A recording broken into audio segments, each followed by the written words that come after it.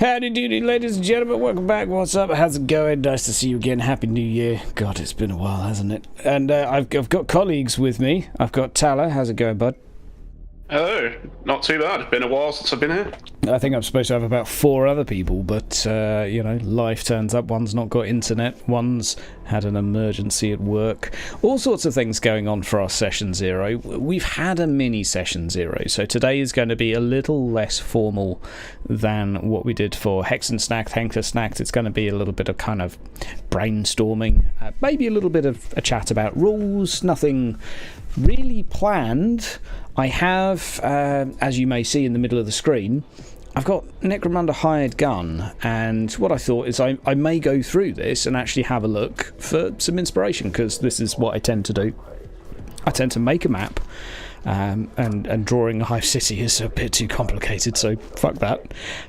Instead, I'll play a video game that has maps already on it, and I'll just look around and get ideas, and with that, a world gets created. Hopefully some of you recall the Flowscape shenanigans that we did for the Tarm campaign, and that was a really good way to just make a town come to life. And yeah, that's how I roll. Did anyone here actually play Hired Gun? I think you did, Tyler, didn't you? Yeah, I haven't gotten very far in it, but I really love the set. There's not very far to get. It's only like 10 missions. There is that. 7 missions, in fact. Good lord. I mean, it was promising to a point, but it just needed so much more customization to make it something you could actually replay, or a new game plus, or just one of a billion other features. Zirag did. Anyone in chat enjoy? I do think they did a really good job in portraying a hive, and the maps are cool. We'll go through a couple of missions in a second, just kind of have a little check out. But I mean, no, it's not a great game, but the 40k aesthetic, like, for a hot minute you could close your eyes and be like, wow, this is CD Projekt Red meets 40k.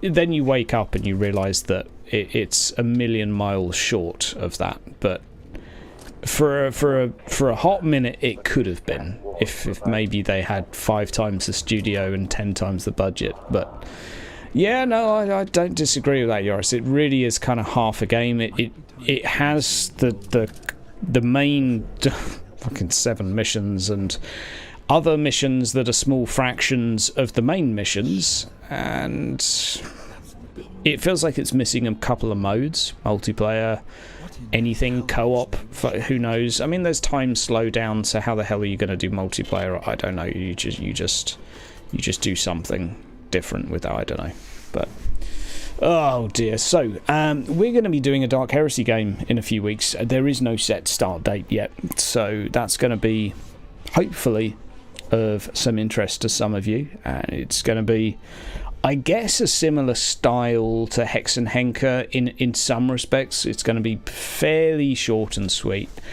Maybe 6 sessions, maybe less, maybe more. I really don't want to plan, because I don't really know what the story or plot is.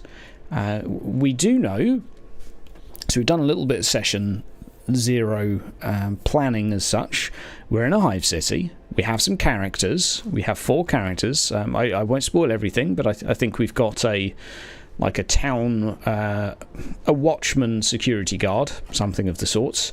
A scout, is that the best word to summarise your character, Talak? It's more of like a guide to get through. A guide, a runner. Yeah, I mean, you can always come up with an edgy name if you'd like, because there's this guy in this game, right? This guy right here. I don't know what he refers to himself as, well, other than his name.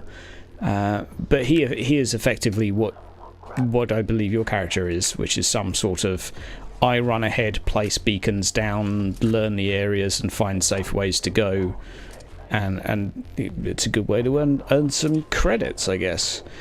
So we got that. We got someone that works on the poop docks, the river of poop. Let's see if I can actually find which mission is it which has that. Citadel, Geyser Station, one of these has it. I mean, you've got 7 missions to pick from. Yeah, there might actually be more than that. I'm genuinely not even sure anymore. We'll just load in a mission just to have a little look around.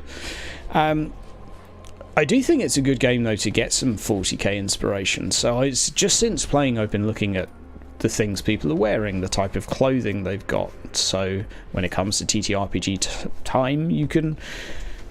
Well, you don't have to rely on instantly coming up with everything in your mind pictures all of a sudden. Instead, you've got memories of characters you've seen. And I've not browsed a lot of 40k products in a while, so...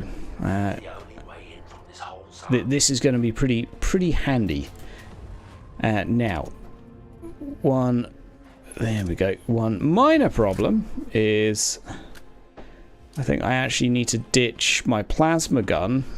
Yeah, I do. I need to go out of this mission, ditch my plasma gun. I'm not actually going to bother with it right now, but how I'm going to be making these maps for our forthcoming game is if I mouse wheel, you can see it flickering there in the middle. If I change to weapons that don't have charge, I can just mouse wheel. It's currently spinning. Record this while my mouse wheel's spinning. It's basically changing weapons 10 times a second. I've got my HUD hidden. And that's going to be how I make some maps, basically. Really simple, really easy, but hey, it's a good way to get maps. And where else are you going to get stuff like that? Could we do top-down? I think we're kind of pushing our luck for top-down, but it kind of might work. Yeah, we'll see. So system-wise for this game, basically I wanted to do Dark Heresy, but I still think Warhammer Fantasy is a more fleshed out system and caters to many needs. Have you ever played Dark Heresy, Tyler? I haven't played it, no. I've read the rulebooks, but I've never actually okay. played games of it. Yeah, there's definitely some differences. It's got that like year 2000 Warhammer neckbeardy edgelord thing going for it. So it's all about just randomly killing characters to prove how tough Games Workshop worlds can be, and yeah, your character can die 10 times a minute, and that's, I don't know, supposed to be fun. It's obviously a darker fantasy because it's not science fiction, but it's futuristic. It's grimdark sci-fi. So yeah, it's very, very different to what could be a little more heroic in Warhammer Fantasy, and the rules reflect that with a random amount of fate points, random amount of hit points, and it's like a random amount of fuck yous, basically. You imagine creating a starting player in Warhammer Fantasy, Tyler, and having D4 fate points and rolling a 1, and yeah. How many sessions are you really going to survive? Yeah, well, it's just like, that's not fun. From what I remember of reading the rulebook, it was, you could tell that they were going for grimdark, and you make it tense and all the rest of it, and really give that oppressive feeling, but at the same time they just used a rule set that flowed about as well as a concrete river, and it just really didn't make it fun. Yeah, so it's got this like Seemed fun. Pre-SL system to it, and it is like it gave birth in many ways to some of the Warhammer Fantasy stuff. Well, it kind of developed alongside it. They're not independent of each other. They had some crossover, I'm sure. Lessons learned from one were applied to the other, and Vicky Verkiers, I think Fantasy Flight did both. But God, I'm sorry, I'm just looking at this map like, that's kind of tasty. That's actually not bad. You could have that as like okay, and here's the HQ of whatever's dick in his face. You will have to excuse me for being all over the place. My brain is mush after COVID. That's my excuse. Hashtag super spreader. What was I talking about? I actually have no idea. I have no Dark idea. Heresy doesn't work as a rule Dark set. Heresy SL system. Thank you. Bring it back. 5 minutes. In their system, they had your weapon would do D10 damage, but it would do a minimum of, I think, your weapon skill bonus, something like that, or it might have been the SL. So let's say you get an SL of 4, that D10 would do a minimum of 4 damage. So I don't know, it just seems way easier to say, okay, your weapon does X plus SL damage, which is what Warhammer Fantasy 4th edition. Why am I doing a run-up? I've been playing way too much Elden Ring. I'm also playing this on easy, so everything's going to die really quick. Yeah, that's life. Yeah, the SL plus weapon damage is much easier, but obviously because it's not a D10, I'll probably add like 3 damage to every weapon, something like that. There needs to be a bit of a threat though, so I might increase that a little bit. And it's taken me ages, but I've finally got some full auto rules. But effectively, we're going to be running more like a Warhammer Fantasy rule set. We won't be going entirely with the same sort of career system. We're going to be going a little bit more, starting off Warhammer Fantasy, or like, oh god, what was it? Rogue Trader career system, where like you have a template for your career, but then let the players expand it into something a little bit more personalized, a little bit more like Dark Heresy. That's the plan, at least. Let's extract the drill. Oh damn, I forgot how pretty this game is. I mean, this is what stalled me when I was playing it. I ended up doing the same thing as I did with Deathwing and just running around looking at the environments. Yeah, God, I don't even have a health bar. Nah, you're on easy mode, you don't need to worry about it. Yeah, I actually am. I have. Yeah, I don't even know the controls here. I've remembered what left click is, fortunately, which has something to do with pulling a trigger. Aside from that, I really am a little bit clueless. I think I've got a grenade. Is it Q, E? Nope, no idea. One of these buttons is a dog. Oh, okay. I am actually going to die if I don't apply a little bit of common sense to my gameplay. Yeah, so that's kind of the general plan. It's going to start off a little bit more Necromunda-like. I like Dark Heresy, but I'm always curious to kind of ponder how did these acolytes get into the Inquisition? How did they get recruited? So I kind of like to cover that rather than just be, okay, we start a campaign, you're in the Inquisition, off you go, do stuff. What I would be happy with though is maybe if you've got some ideas on this, Tanner, you can have we can have a little spitball here. I wouldn't mind starting, maybe not right in the middle of something major, but with you guys having a thing that you want to do, or something you're up to, rather than the whole, you meet in a tavern with absolutely no aim, and then the GM presents you with a quest or whatever. I think it might be interesting at least to have you guys go away. Okay, F is medkit. I've learned that. Have a common goal at the start. I think there are some fairly easy themes to pick, like get food. So the status of the Underhive, which we'll be in, it will be one of the lower hives that's fairly recently in the grand scheme of things, so like a couple hundred years or so, become an Underhive after becoming isolated.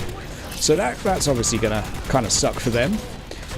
Food will be sparse because, well, now they're not getting food from the other sectors. Population's rampantly, dying.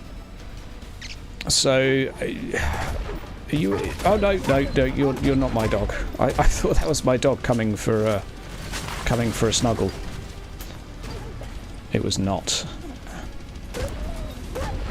Yeah, I do think it would be a good start to be in something already. I think when you end up sitting around trying to work that out, you run the risk of everyone just sitting around going with the decision paralysis problem. Oh, definitely, yeah. I don't know, what do you want to do? Yeah, and that's a mistake I've made as a GM too many times of, here's this big world I've made, please enthusiastically go and explore it, and you just like, at the end of the day you'll go out, you'll see an NPC, the first one you talk to will probably have something they need doing, and you'll end up doing that. And it's like, that's how it goes, and that's absolutely fine. But I think it's good as a GM to kind of recognise that, it's. I always have ideas for that. Do you now? Do you? Well, Oh, yeah. let's have them right now. Oh, one of my stunty buddies has disappeared upstream. He's fallen in the poop, has he? He must be up to his neck in shit, but he's too short. Fallen in the river Styx. Named so because people keep playing poo sticks in it with real bits of poo. Or because it sticks to you. So Thorg, who's just chimed in, you work in the docks, if I remember, the poop docks. Is that? Oh yeah. Well, we should Shit probably Creek. get a name for them. Shit Creek. I mean, I'm fine calling it that, but if you have another name in mind, what's the? God, this game's so floaty. Freaking all over the place. Not having a HUD kind of sucks, and not having a reticule kind of sucks too. Maybe the major one's just called the Efffluence. The Efffluence. It could be. The Effer. Effluence is a big word for the Underhive. Especially for my retarded character. So yeah, the effort. It's a big word for me, let alone for what we'll be trying to pull off. So yeah, the Poopatorium. The effort meets the fluence. Yeah, I mean, I think the effer sounds good because there could be like, well, it effing stinks, or it's the effluence. You know, there's room for manoeuvre there. Okay, so we could have one of the squats has gone missing. That's perfectly fine. I'm happy throwing a couple of ideas, but equally, if you guys have a thing you would like to start with, I think that would be good, because as much as it's always tempting as the GM to say, right, your first assignment is thus. I think if you guys have got a little bit of personal investment in it, it's not a bad thing, let's put it that way. I mean, being a guide, my guide can pick up on like missing caravans, and missing supplies are going to be a major problem. Because you've not got many supplies to start with. So okay, could be a shipment never arrived to town. And yeah, one of the dwarfs, I'll have to get out the habit of calling them dwarfs. One of the squats. Here's something I kind of thought about. So the population of obviously of a hive city is absolutely ridiculous, and I was kind of thinking to myself, okay, with everyone being dead, there's surely just loads and loads of rooms everywhere. So what I'm kind of picturing is the squats are actually called that in this city because they squat in like what would effectively be like an apartment complex of like 6,000 rooms, and maybe there's only 30 of them. And instead of well, in most rooms I guess there would be dead bodies of people that have starved to death or such, but I don't know, something canon. Can I go down here safely? Is there full damage? No, okay. That's ridiculous. This area looks cool. So I feel like this sort of area, given that it's got frickin' plants in it, this would be like Underhive. Oh, doggy sounds, that's harsh. Okay, so a missing shipment is always a good place to start. I mean, the thing with that is you can set it to be a case of, is it a shipment that we were getting, or is it a shipment we were sending? Because then it could be that there's someone we were sending it to that's expecting it as a tithe or something, like as the town being extorted. That is okay. Yeah, I like that. It's also a good idea because we do need something more personal than just a shipment for the town has gone missing, because you're not like the town heroes that, you know, you're people in a town currently. So I say town area. Yeah, you're in a zone. Yeah, so it needs to be somewhat personal. That's fine. I completely agree with that. It needs to be something that's going to motivate you to do it. also fine.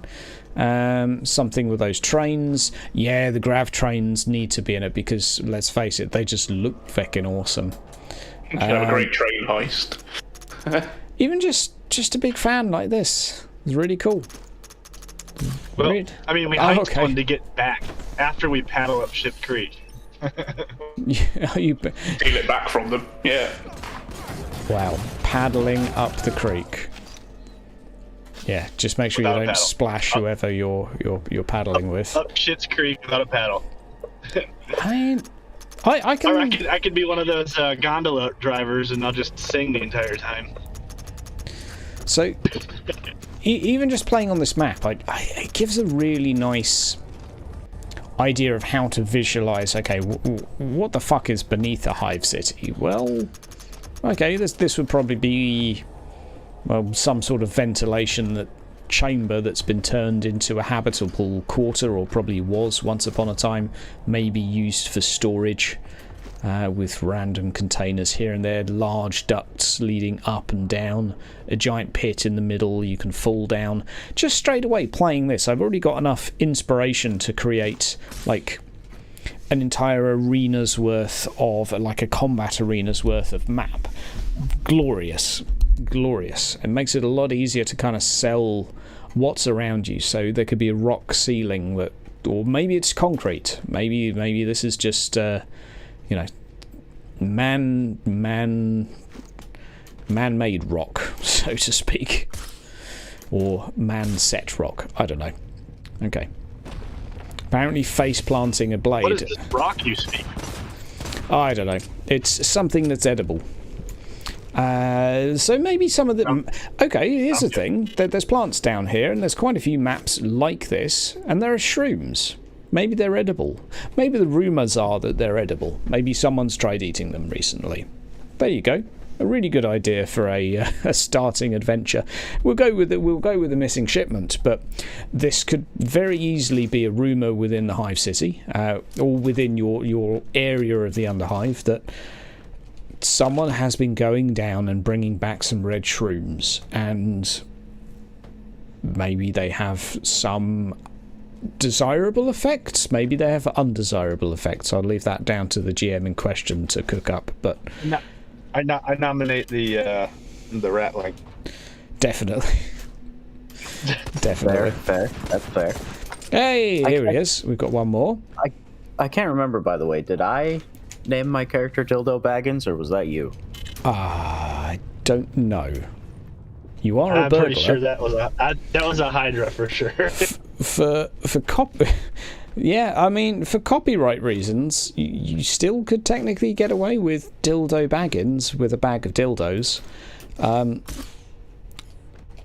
What's a ratling doing with a bag of dildos? What isn't he doing with them? Making some credits, that's what he's doing. It's a secret weapon. Proctologist. Part of a Slaneshi cult. Yeah, we definitely... The trouble is with 40k, there's so much shit... Oh, piss. There's so much shit to include. I mean, this is a cool map too. Oh, it would be cool if I could stand still to actually record it. Oh, now I need to remember what crouch is. Ah, it's control. Okay, I'll be back in a second once I've dealt with this kind of lame QuickTime event. It's not even a QuickTime event, it's just walking forwards. Lovely detail with servitors, having to beat them up in order to open a door. That's probably the best thing to come out of this game. Yeah, I did enjoy that part of this game too. I would dare say it might even be the highlight of the game. The bar's not particularly high. James Cameron had nothing to do with this game, but what? We want we do not have food for. Business, therefore we don't make prisoners. Oh, that's what we need. Some gang slang. Some North London talk. Alright. Yeah, we do need some more Cockney going on. Oh, it's this mission. This mission's poo. Let's get a high up point so we can just let them fight and have a think about life. Yeah, so what have we talked about thus far? We talked a little bit about the system. We do have the option for you guys to have D10 damage on the weapons, a bit like the Dark Heresy system, but I might suggest that we go with the Warhammer Fantasy, which is just SL plus weapon damage. But do any of you have any particular thoughts on that? It would probably streamline it to just have a value you add on, rather than more dice to be rolled. It's nice rolling dice, but I get the impression it gets quite tedious watching it. Yeah, well, it would automatically be done by Foundry, so the D10's already taken care of, but I'm kind of thinking, okay, it might get a little bit confusing as to, like, why, oh, yeah, I hit the enemy, but, oh, I did, like, sod all damage. The SL system's nice because those that are more accurate hit more often and hit harder, whereas the Dark Heresy system is, like, you'll hit hard intermittently if you get lucky, which is fine, because that's clearly what they were going for, but... Or you use the full auto rules. Yeah, well, the full auto rules definitely help. So I was thinking of toning those down just a little bit. So they work kind of like the Warhammer Fantasy spell system, where if you get extra SL, you can effectively hit more people or get more bullets to hit the target, etc., etc. It's fine, but a full auto weapon could effectively hit another target for every SL you get, and once you're hitting someone like 5 times, it just becomes kind of hard to balance, in my opinion. At least if you're dealing with unarmoured foes. So I don't know. Which is a fair point about the rolling D10 for damage as well, because you've added another factor in there that makes it harder to balance again. Because you might roll all 10s and then wipe the board with them, or you might roll all 1s and then it basically is no different to if you'd just done a single hit. Exactly.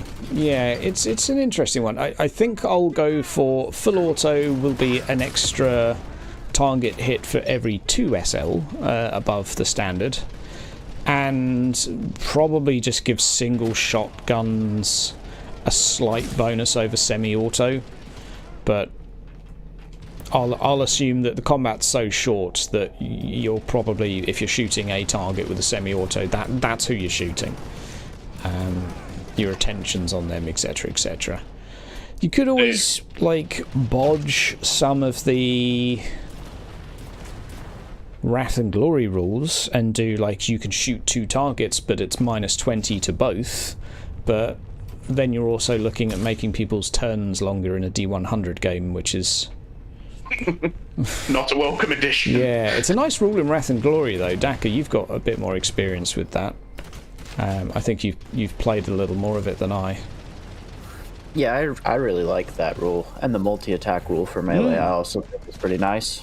Yep, and you can effectively, let's say, burn an entire clip of ammo and gain a significant bonus to that round, so to speak, which is kind of cool. Yeah.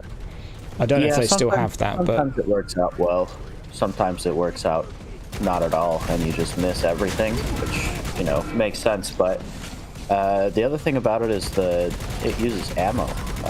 Yeah. And so, like, you can only carry a certain number of reloads in Wrath and Glory. Yeah. And so I don't know if you're going to be doing that in this one too, but I think that is a nice addition. That, you know, like, okay, you can only carry 3 reloads or something. It's nice how it... I think my only thinking at the moment is I'm kind of hoping combat will be infrequent enough that ammo shouldn't really be a limiting factor.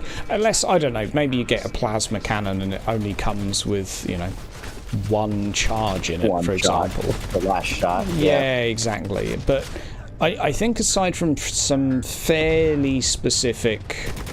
Like, I would probably go so far as saying all auto and stub pistol ammo is just pretty readily available, and if you want to negotiate roleplay out trading for it, that's fine, but I probably wouldn't make a deal of, let's say, resource management to get you to track it. But I do agree that the system in Wrath and Glory, where like you spend it for a power up, it's a cool system.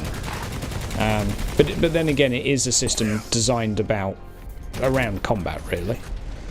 Whereas the old D100's a bit more. Well, I don't exactly know what it's built around. Pain and suffering. And making combat last as long as possible. It was a point we made before, wasn't it, about the reloads thing's cool, but again, it's something else to keep track of. And if you start piling all of these systems on top of each other, like you're rolling for your damage and keeping track of ammo count and everything else, it turns into a, well, I think I've got this many rounds and I actually need to reload this turn. Yeah. Yeah, it just adds to levels of confusion that... Yeah, so I think I'm going to go with, if you're full auto, you will have to reload after you've used a full auto burst. You can fire at single fire, that's fine, you just won't get bonuses. I think that's something I'm comfortable with, because then a player knows, okay, I fired full auto, therefore I have to reload. That I think is good. Yeah, it's like the black powder weaponry from Fantasy, where you're going to spend the next action reloading the thing. Yeah, exactly. That I think I'm happy with. I don't think you need to differentiate between semi-auto and single shot. Like, no, same difference. You can. It's like I get it, but also, do we need to? No, I wouldn't have thought so. Yeah, I just question how much it brings to... There might be situations where you want to shoot two people, but I think I'd prefer to keep the combat actions relatively simple. Like, you can run, you can shoot, you could not run and instead do a sprint action, etc. That's kind of as complicated as I'd like to make it, I think. Dark Heresies was you had two half actions, and I have to say I actually think Wrath and Glories was quite good too. As far as I remember, you get an action, a movement, and a simple action, or something like that.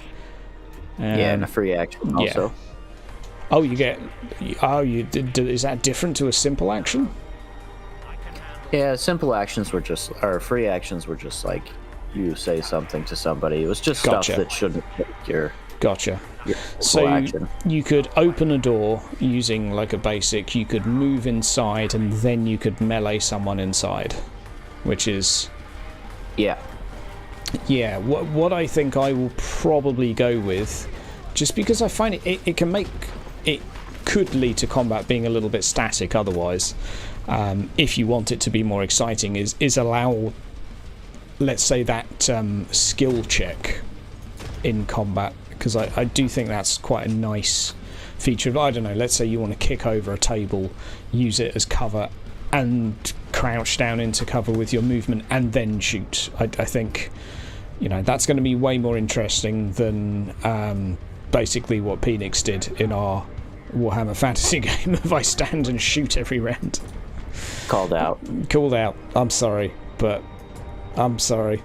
If you stand there as a ranged character and just roll attack every turn, then fair enough. There's lots of angles you can call that. I'm just saying it's a memorable occasion where you think, okay, yeah, ranged can be a little bit stale if you don't include some other variables.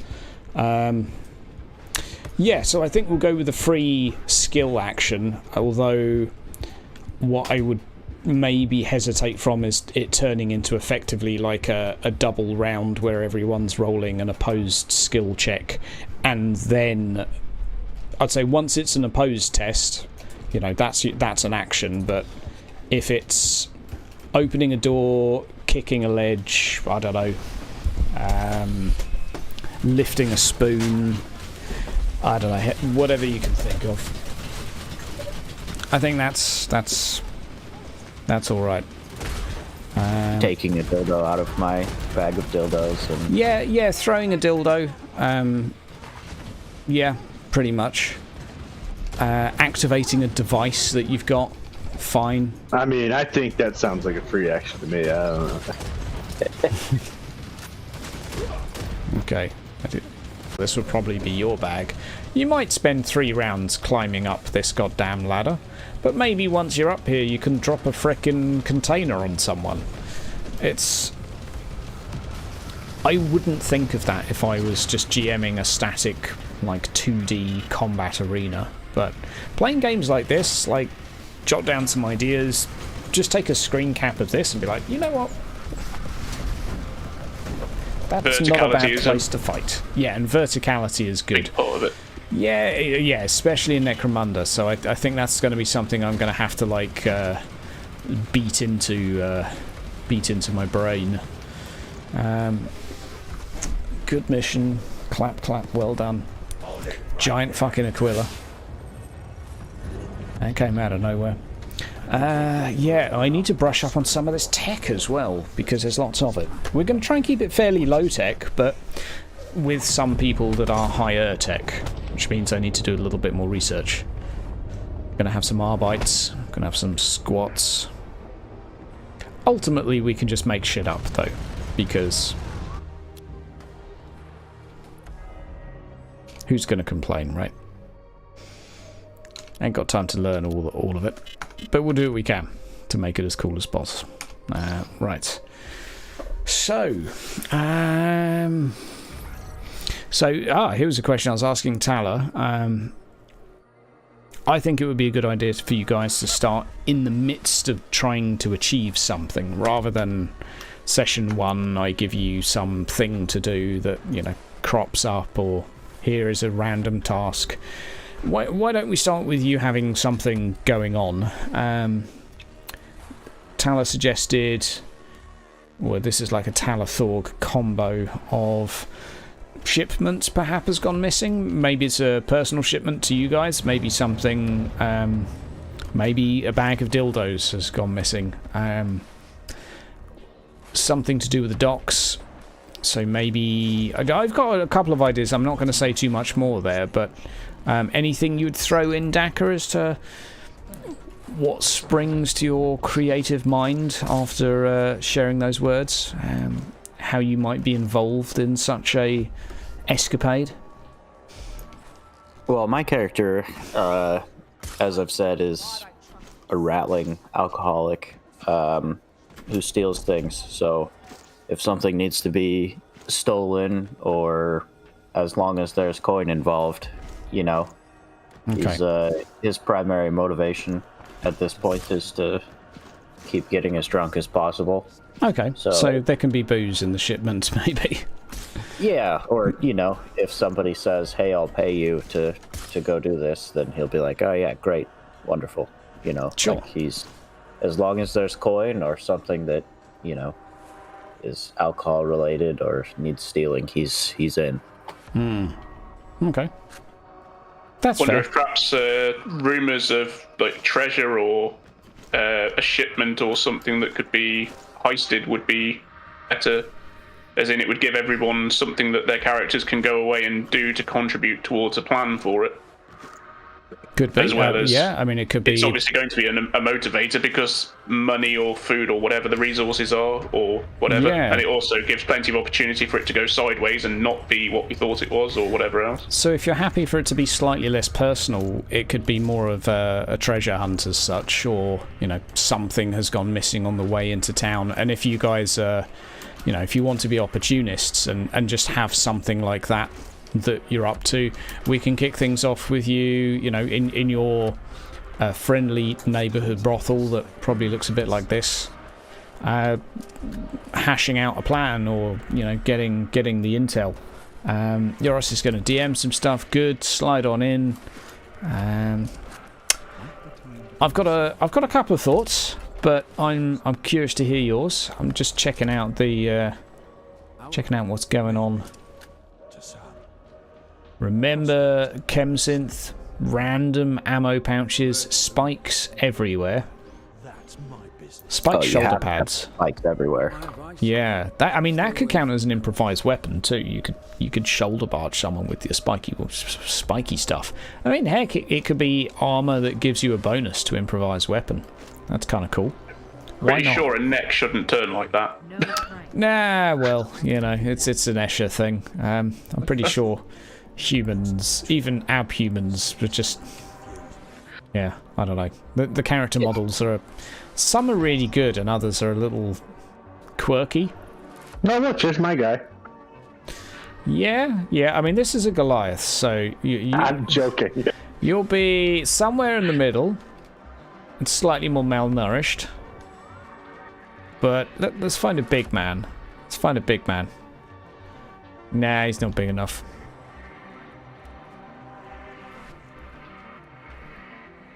Count Jericho's a big man. Definitely not Jericho. That'll be Alien. That'll be Alien. He's a big man. He'll insist that he's... It's the coat, isn't it?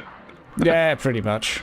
Pretty much. The coat and the more awesome than everyone else attitude. Talik's character in here, if you go down a little further. Oh, yeah. We've checked him out. I can't remember what he refers to himself as. I do need to remember candles as well. I need to remember candles, because they truly are integral to the setting. Candles. Made from the poor fuckers that didn't make it. Yeah. Rebreathers, that's also an important piece of canon. Don't run around barefoot in the Underhive. It's just a disaster. Oh, he does have a... That's a nice idea of what an artificial limb could look like. I would say that's a little bit more like a hoof than anything else. Nice. I mean, they're probably not got the greatest selection in an Underhive. And this guy looks like he's got a freaking greatsword on his back. That's nuts. Greatsword, a gas canister. Yeah. That's pretty sick. And what's that? Is that an hourglass? I don't know. I'll just assume it's a jar of goodies. Yeah, that's pretty cool. Yeah. A jar of bees. Jar of bees. Yeah. And bees. Yeah, no, that'll do it. It's actually just a chem lantern, but yeah. Oh, a chem lantern. Yeah, that would do it. Okay, then we got a badasses here. I like the idea of more spikes on a shoulder pad equals more authority. So the more spikes you can fit, the better. This guy's up to 6. Tattoos are kind of cool too. Oh, Jesus, you could actually sit there and read this. That will give me such a headache to try and track that, though. Lesser minds, knowledgeable they, something shared, something of the warp. That's pretty cool. I wonder if that's just copy-pasted from Wikipedia. Go find the one that's got Lorem Ipsum tattooed on him. That's pretty cool. You know, I put a decent amount of time into this game, beat it, and I never noticed you could actually read the tattoos. I'm learning new stuff here. So this is one thing. I did do a little Wrath and Glory Necromunda doodah, and I never quite... I had it in my mind, but I could never describe it as well as this picture can, as to, let's say you want to go from your bar to just anywhere else, to the living quarters or whatnot, you're going to be walking through stuff like this. This sort of tunnel, effectively, is going to be the primary means of just getting anywhere. Pipes, lots and lots of pipes. Because I'm going to assume you guys are like in the midst of the foundations, so a little bit lower down. It's interesting though that they've still got like stonework and brickwork, but with pipes running along it. And it adds to the gothic feel, doesn't it? Yeah, that's very much what you'd expect from it, with the clash between gothic and yeah, it's like tech. Yeah, it's like gothic meets steampunk in a way. Not that. Yeah, I know that's probably just triggered some 40k fans. My steampunk. It's not the same thing, but yeah. And this guy's it's not entirely inaccurate, though, to be fair. Yeah, if you look at how this area's laid out, it's like there's just an unnecessary amount of cogs everywhere and just things on fire and things rotating that don't probably need to be rotating, but that's for me what says steampunk.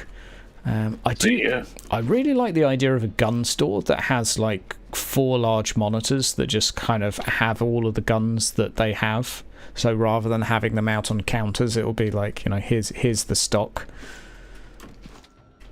Just so you don't walk in there and pick up a gun and shoot one of them. They've learned that from bitter experience. Yeah, exactly. I am thinking that stubs will basically be easy to come by, so anyone can go to a shop and with a few credits, pick up a somewhat functioning gun of some description. Basically a stub pistol or stub rifle, stub shotgun, something like that. But it would be like using a 30-year-old car or buying a 30-year-old car, like risks attached. It probably will work. You can give it a test using the best of your knowledge, but there'll be, of course, a probability or possibility rather that it's only ever going to shoot one shot before it breaks. It's only marginally better than being unarmed. Yeah. So I do like the idea of at least integrating a little bit of gun maintenance in it, at least while we're hovering around the lower tech side of things. So if you have no idea how guns work, maybe you're going to need someone else to do it for you. Well, we've got 2 Americans in the party, so... Well, there you go. Basically sorted, aren't you? I think they will be fairly available. If you're going to ever see a bolt pistol or a bolt gun, it would be like on not even a regular ganger, but like one of the bigger, let's say a named ganger. Plasma pistol would probably be like a luxury, but they might exist. If I think we're doing Van Saar, so they'll probably have some more swishy stuff. Cool tattoos. It almost feels like heresy that I'm one of the mentioned Americans and I'm not using large firearms or something like that. Break the mold, fight the machine. Yeah, which is funny because I come with a boat hook. A boat hook. Well, we can. Yeah, that's a good point. We need to go into the gear a little bit. So, what would a 40k boat hook look like? Let's delve into that a little bit. It'll be a really spiky normal boat. Excellent question. Well, it would have a cog on it, I guess, and a spring somewhere. Probably an Aquila. Yeah, an Aquila, couple skulls. Yeah, I'm. At least one purity seal. I think you could probably Google steampunk, like stuff. I'll come up with something for sure. And so I guess it's going to sound like a dumb question, but bear with me. But what's it used for? Obviously, hooking boats. But what would a technologically advanced but also decrepit and run down let's say advanced but very rusty boat hook look like?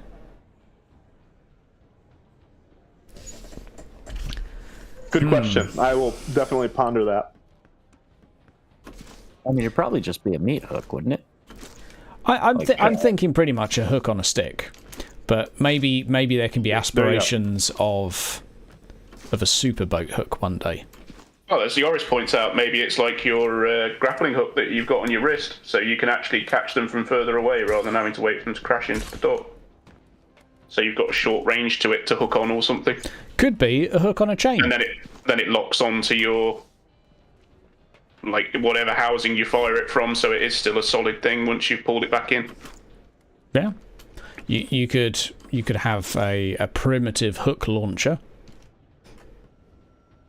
That'd be brutal. That's me, primitive hook launcher. It's like harpoon meets boat hook. Yeah, exactly. It would, if you manage to get it in someone, it's at least going to tear a few ribs out on the way back out again. It's like a modified harpoon gun.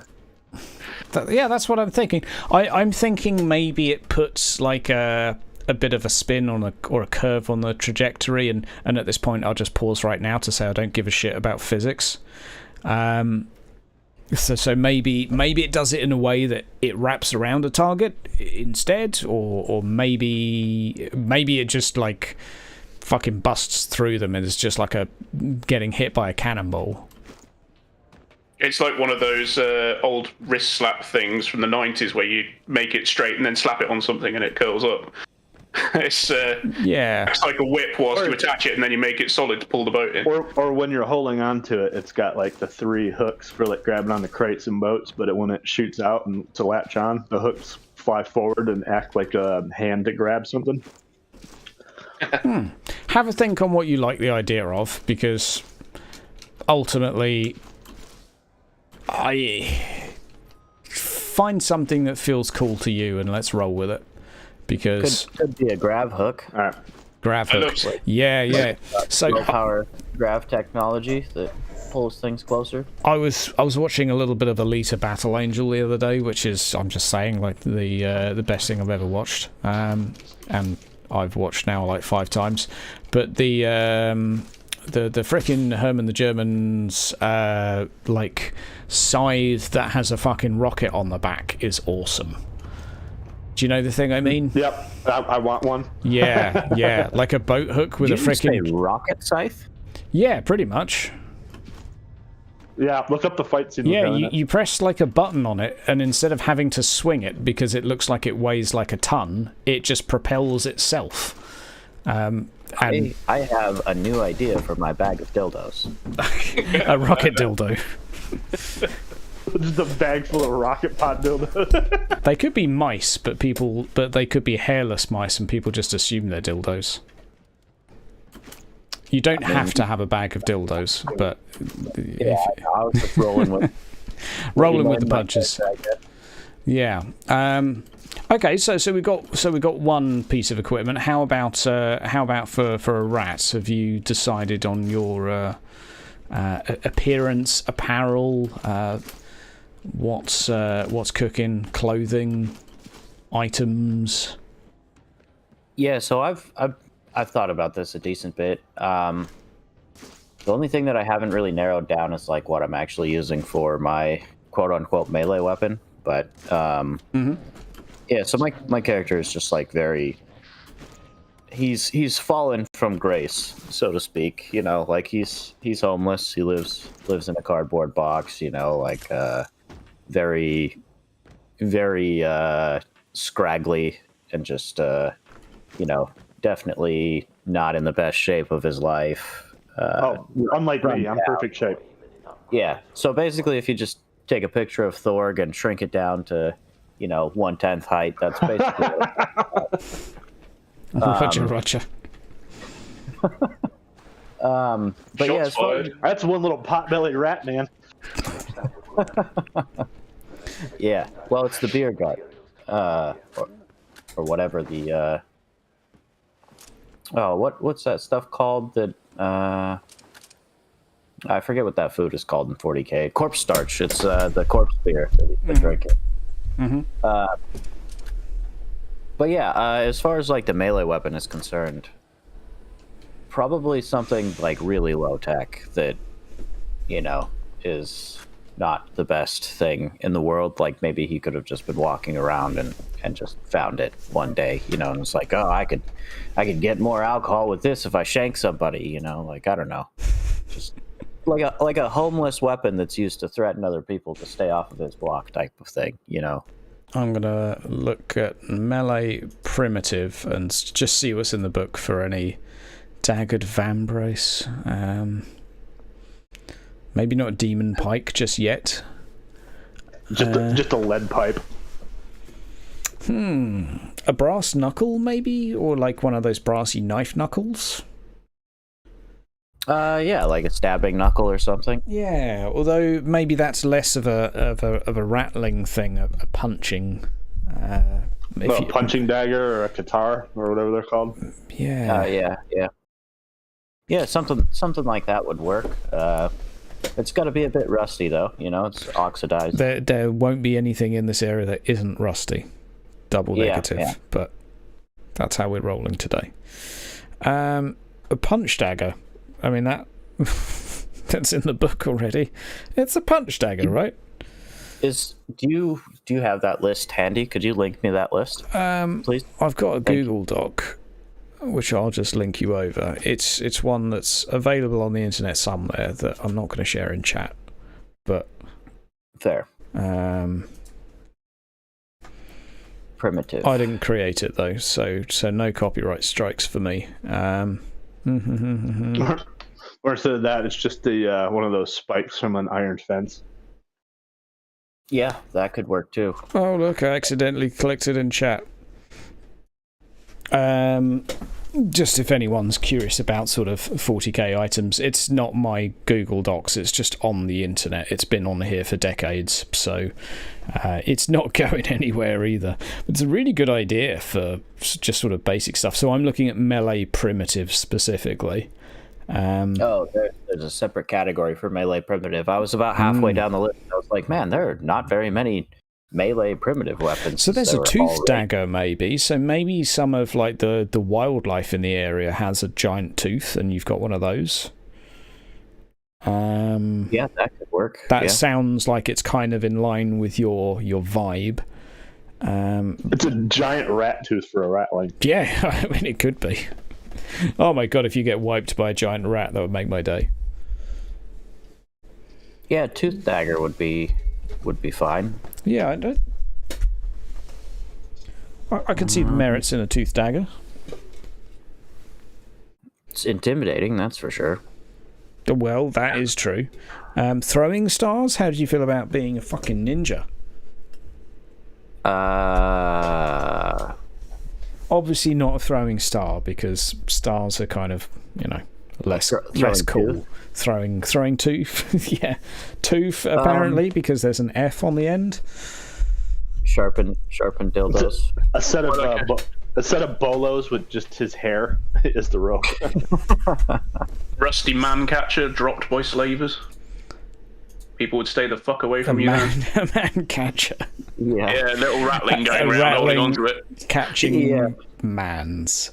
The rattling would hang on as the enemy would just run around. Okay, well, a bolo knife is very rare, so maybe not that, but you could always go for a golden halberd. How about Garrett is rare? A golden halberd? Yeah, a golden halberd, definitely. Wow, man, shots fired. Wow. You gonna be a custodian? What are those for? He's talking about the golden halberd that I got in Elden Ring as my very first weapon, and yeah, it's like one of the best weapons of the game. Maybe like a tooth dagger is a good one. I think. Yeah, I can throw it too. So I think it says extremely rare. Oh, that's the Kraken tooth dagger. Well, yeah, this would be like a fear cat dagger or something, or maybe you stole it from someone. There you go. That's something you can ponder on. Did you steal the dagger? Do you think, or did you make it with your bare hands after wrestling a rat the same size as you? Well, the rat was trying to drink my booze, you see, and gotcha. We can't have that. So I did steal it from the rat by taking his life. That's what he says. Yeah. He actually found it when he fell into a puddle of water and hit his head on it. It's actually a rock that just looks a bit like a tooth. Yeah. Yeah, exactly. Yeah. Sounds good. Okay. His first one was a tooth, but it was an orc tooth, so it rotted away after a while. So we've got a tooth. We've got a hook. Tala, what's your character's normal starting equipment? Was there an iconic piece of equipment or such you want to kick things off with? I was kind of thinking that he wouldn't really be a character that's got any kind of fixed abode. He's always used to moving if he's acting as a guide and checking out new routes and stuff. So I was thinking he'd probably have like a cape, some warm clothes, light source, and probably some sort of reliable, or as reliable as it gets, rifle of some sort maybe. That he would then basically spend a lot of time looking after his gear because his life literally depends on it. Yeah. You can store it in my my elevated packing container that I sleep in. Okay, so you could have like something like a stub rifle or such, just so we've got a little bit of room for you to get something more exciting in future. But effectively, it would be not like an official auto gun, but more like a pre-auto gun, like 50 models before the current issue one. There was this auto gun. It rattles when you shoot. It doesn't have an auto mode. It's only got semi. Yeah. And away you go. Yeah. Okay. So, have you played the new Tomb Raider series of games? No. Okay, well, basically there's gun customization in that, and the AK-47, like, you can attach what to me looks like a toilet roll and some bandages and like a yogurt pot, and kind of make it look like yeah, it's like something you'd expect to see in Russia, but it's sort of very much like a loved weapon, but loved with sticky back plastic and whatever grease will keep it running. Which I think sounds good. You're not allowed to talk about Russia right now. Whoa, I'm sorry if I just triggered everyone. Yeah, it'll be a fairly well maintained, but in regards to how well you could maintain something that exists in this area at the moment, so it'd be just like really polished rust. Polished rust. Yeah, it's got like a nice shiny brown to it. You can see that it was rusty. There's a load of pitting on it, but it's not quite as not flaky rust. Mr. Hunt in chat saying Dark Heresy. I did see there was an article released on Wrath and Glory. I haven't actually read the whole thing yet, but new content coming out this year for it, reportedly a fair bit. I'd be curious, do we have any specifics on what they're adding? Because it's a nice foundation to the system. Don't get me wrong on that. I think it's a pretty solid system for a particular type of game. I do kind of like the whole D6 thing they've got going on. But I'm curious. Hear it's $300 a book. $300. Wow. That's a lot of knee hows. It's a big tree. It's a big tree city. Yeah. Zeno's Bestiary. I mean, a Bestiary would be good for it. I'd like to see the armory expanded on. It still has plenty of stuff in it, to be fair. Full book for Space Marines. Okay, so they're sticking with that. One. We've not got enough Space Marines now. Yeah, more archetypes would be good. I really need to get this bee out of my bonnet so we can actually play some, like, quote, higher fantasy stuff, and you guys aren't just poor fucking paupers all the time. But I think it's just my inner depressive nature that just wants everything to be low fantasy and miserable. Suffer like I do. Exactly. I mean, if you want me to make my character a little more 40k higher fantasy fitting, I can come up with something that he stole that, you know, maybe is some sort of part of the story or whatever. I've got some stuff. The plan will be for us to elevate this, so although we're starting off quite low down, like, you know, if you're dreaming of being a rattling sniper, totally cool. You know, you might become a hot shit, well-known rattling in the sector. They're like, I'm totally down for all of that. The Astartes, my guy literally has nothing but his boat hook thing.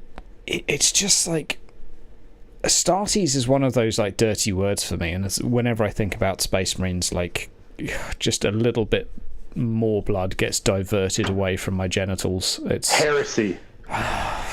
You fucking heretic. You'll be happy to know that in Wrath and Glory, the most player characters I've killed have been Astartes. There you go. Because most people play them. Yeah, I mean, stuff in Wrath and Glory is also usually fairly dangerous, so things are pretty... Player Elder characters has are kind of easy to kill. 4 factions with archetypes too. Wow. Yeah, I can see myself working up to something like that, especially if I get some smaller, like, mini campaign ideas going on. I do think it's good, but I like the D100 systems for, let's say, longer term campaigns. So this is my preference for something that's going to last longer than 6 sessions, whereas Wrath and Glory, totally, you can, no problem, but I just think in the D100 system you've got a little bit more room to maneuver with itemization, skill, talent, character development, etc. Whereas and Cubicle 7 did a really good job of making Wrath and Glory far less shit, so that's really good. The talent list they created made it much more interesting. but it's not quite where I want it to be, and I don't want to do anything too combat heavy, which Wrath and Glory is much better at. So D100 for now. Yeah, definitely. Wrath and Glory requires, I think, a little bit of homebrew love, as do most games. But fortunately, with Dark Heresy, I can just look at these giant feckin' spreadsheets, and other people have homebrewed a lot of stuff for me. And over like a couple of decades, they did create a lot of crap. Okay, so we've got a homemade bodged rifle, probably a sleeping bag. What are we calling these little like chem sticks that you stick in the ground to light the way? I mean, you could just call them glow chems. Yeah. Yeah, you get glow. Works. Would it be like a low stick? Because you have low sticks as well, don't you? Which is kind of like a. Let's have a look in the accessories list. I've got an accessories list here, which is just good for coming up with general fluff as to how people live as well. So I'm down for that. Tools. There we go. Tools. How many tools are there?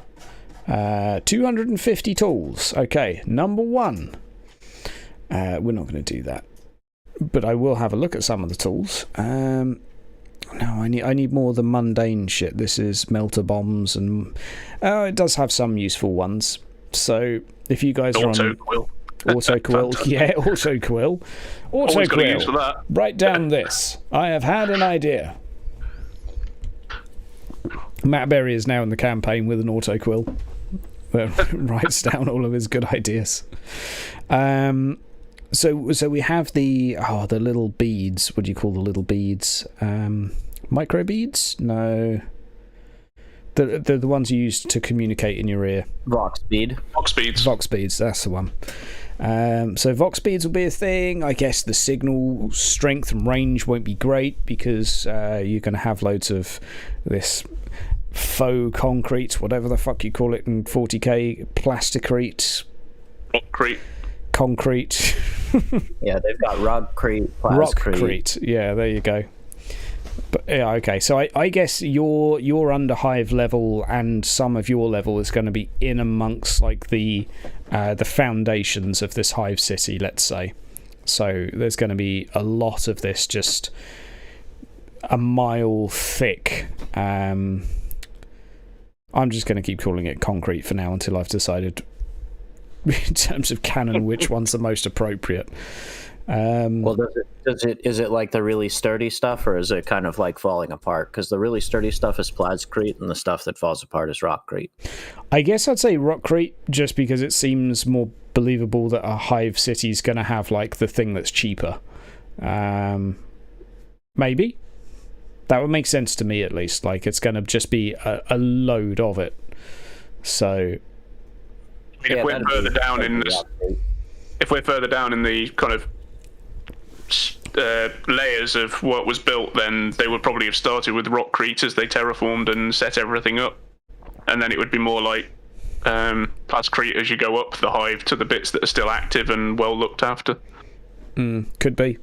As they got manufactorums online and stuff. The good thing is none of you are miners, so if any of you ask what type of rock this is, I'll say, do you have Forbidden Law geology? No, it's some form of rock. There you go. Rock. It's hard rock that was probably set here. So, so you guys could maybe even be like, maybe your sector is like a network of pipes and tunnels in amongst this like foundation layer, and just beneath you is effectively where the dirt starts, let's say.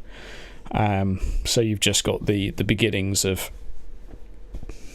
interesting stuff in the slump beneath. Okay, so we got what else do we have here? Because they've got all sorts of weird shit in this. Also, we got our micro beads, apparently scarce and average at the same time. Vox caster, so there are radios. You've got Vox trackers and Vox bugs, and Vox phonographs and phonograph cylinders. Jesus! Oh, there's another 10 Vox things. A Vox thief. Good lord, it's the amount of crap they made for this is pretty good. An Auspex scanner, auto quill. Yeah, auto ledger. Okay. Backpack. Okay, we've got a character with one of those. Bedroll. How about like some little warning trappy things, even if it's like strings and a tin can, Tala? Something that jingles. Yeah, something that jingles, because if you are ever sleeping anywhere, you'd probably want to do so with something that jingles nearby. Yeah. Have a think on how yours would manifest. It can be as simple or strange as you like. I think we're still going to have data slates down here. It's just most of them will be broken. It will be like 500-year-old iPads. Like they're going to need constant rebooting, constant restarting, because it's an extra opportunity to make life harder for you. So. Yep, that makes sense. So that's where I'm at. There's no priests running around to maintain it, so... Yeah, that's certainly a thing. How do you appease the machine spirit of a datapad? By not bashing it on something. Take it to the Apple store. Viciously threaten it. Yeah, that would do. Yeah. Mag boots as well, kind of cool. Oh, okay.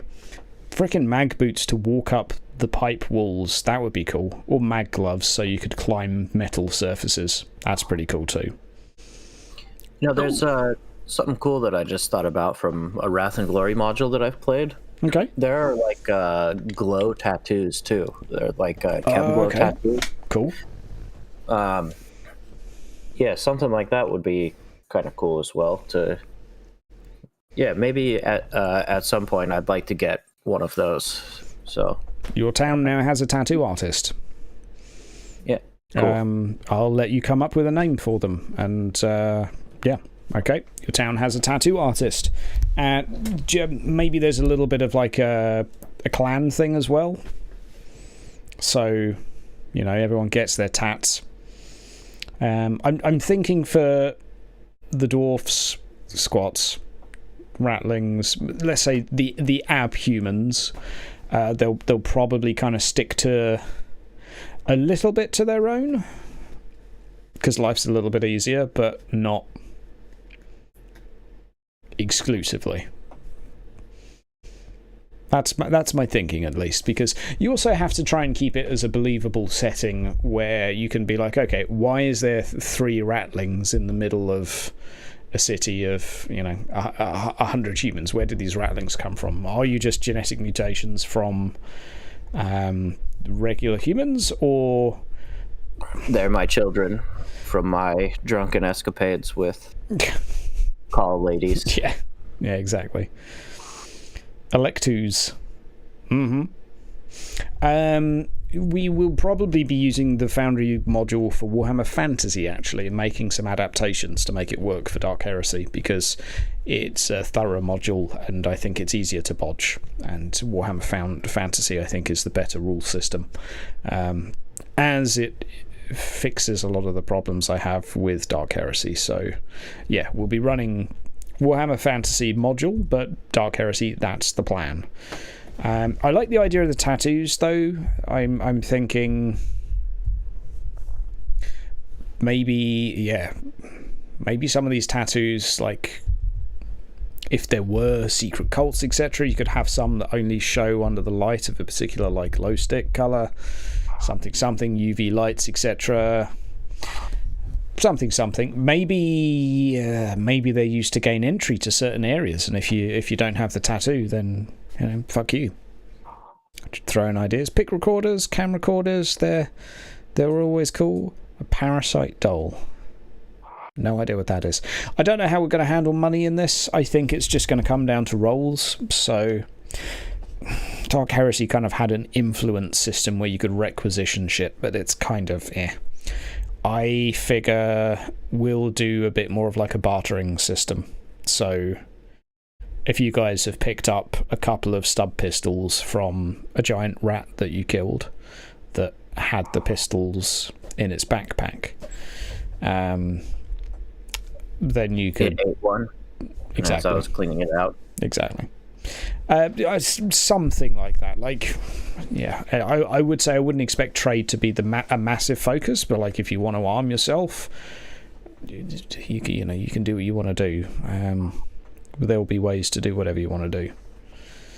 But yeah, we don't want to spend like 3 hours in a shopping trip though. So fairly short, sweet. I guess if you do a favour for someone, you could ask for something, or you could maybe ask a person to get you a specific item if there's like maybe some of the rattlings are scavengers, and you could say, look, I need a prosthetic arm because mine got blown off. And then maybe next session, we'd roll a dice and see if they found you one. Something like that. Something. Psy trackers. Hey, I don't know what we're going to do with psychers just yet. I think we're just going to kind of keep a tabs on that. Shock collars are always something you've got to remember in 40k because it's kinky, I guess. There's some explosive ones as well. Yeah. Explosive collars. I guess. Do we have any like slave gangs? Did we have Goliaths? I don't even remember. I need to load not up. that we talked about. No, we didn't. No, I don't want to have too many factions as such. We went through the ones that were in the town that we're in and directly involved with. Vansar squats, because squats have to be in this world and they're not demiurge because demiurge don't exist. What was the other one? Oh, we've got the Arbites. And then we had sort of some Administorum members in the background, etc. And a couple of others. Explosive collars remind you of the Running Man. Yeah, hell yeah. I remember the original. Good times. Are you asking for the factions you had on that list? Yeah, I was just trying to remember them, but Watts and Arbites. Yeah. Cool. Yeah, and then we've got. Yeah, then we can just throw in other people as needed. I think the assumption will be is there will be others, but yeah, the problem with introducing an entire city is it's just kind of like, the feck are you supposed to do with an entire city, I think it's probably better off to start focusing on particular elements within that city and then bring in other elements. But yeah, you've heard mutterings that squats are getting unsquatted at some point.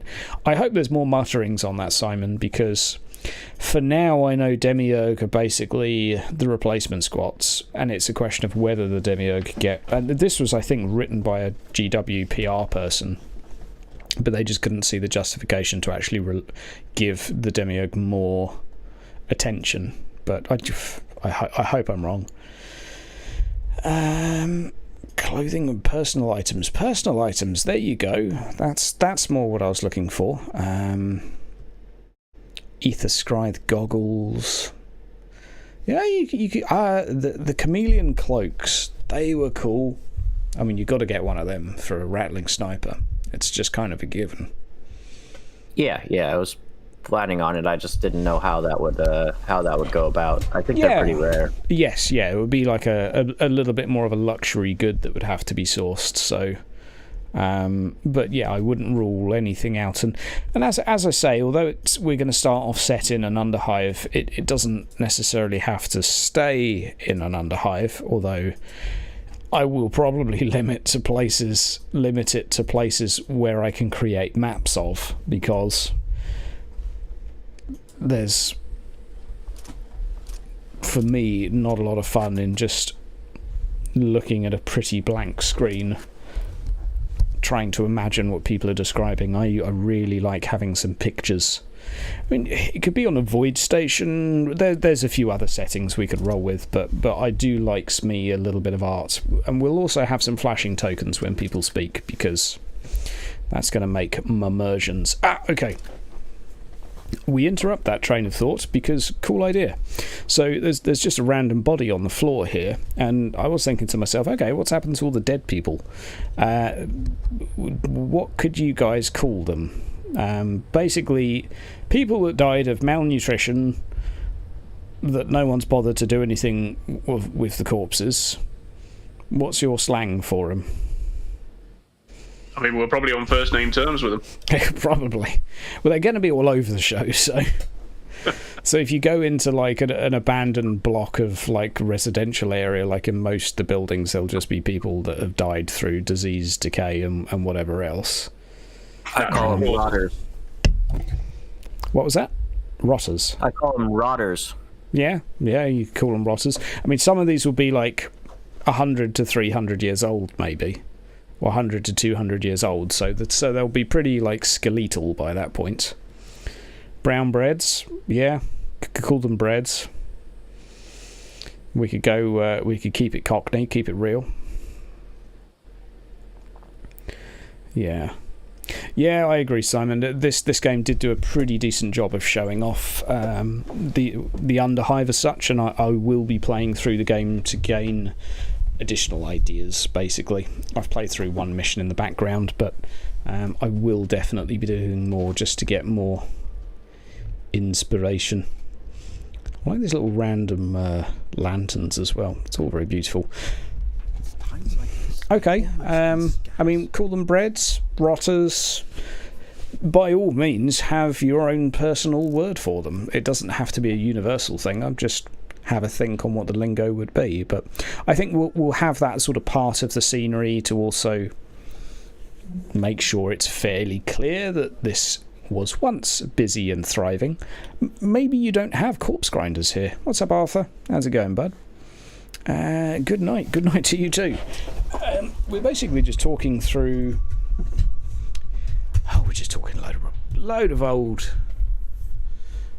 glorious stuff as we're about to start a Dark Heresy campaign fairly soon that's going to be actually Warhammer Fantasy rules, kind of, and more of a Necromunda setting.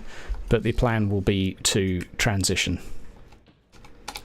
Not in terms of gender, but in terms of game into a more Dark Heresy setting.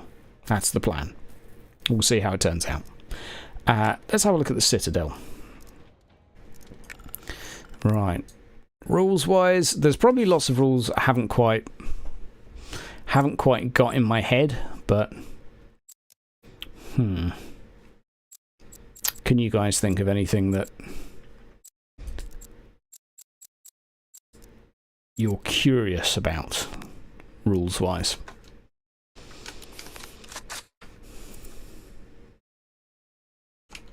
I did have one thing I was curious about. So as far as like the foundation for the rules, we're still using Warhammer Fantasy, right? Yes. It's just added in stuff to make it more 40k, right? Just to be pretty much. I mean, the difference between fantasy and Dark Heresy is not colossal. Like, they're both D100 systems, so that's a thing, and the SL exists. So in that sense, there's some overlap, but there will be some changes. Like, we'll be using dexterity and agility separated, which Dark Heresy didn't have. Yeah, basically, and we'll be adding some new skills in, so it makes sense. We'll have to add a lot of new skills in, all the lore stuff, etc. Medic will heal, will change to Medicae, yada yada. Yeah, it should be fine though. I don't think there'll be any major complications. Like, the shooting will be a little bit different, but at the same time pretty similar, you know. I'd say if you don't run, you'll get a +10 to shoot, which effectively counts as like a mini aim. If you want to take a whole round to aim, you can have a +20 to your next action, which would be effectively like if let's say you were stalking someone, getting ready to snipe them. We'll have a slight adjustment to the action economy, but that will be different to kind of both systems, just so we've got that simple action, and a movement. Fear, psychology will be going with Warhammer Fantasy. Resilience, resolve, fate, fortune will be going with Warhammer Fantasy.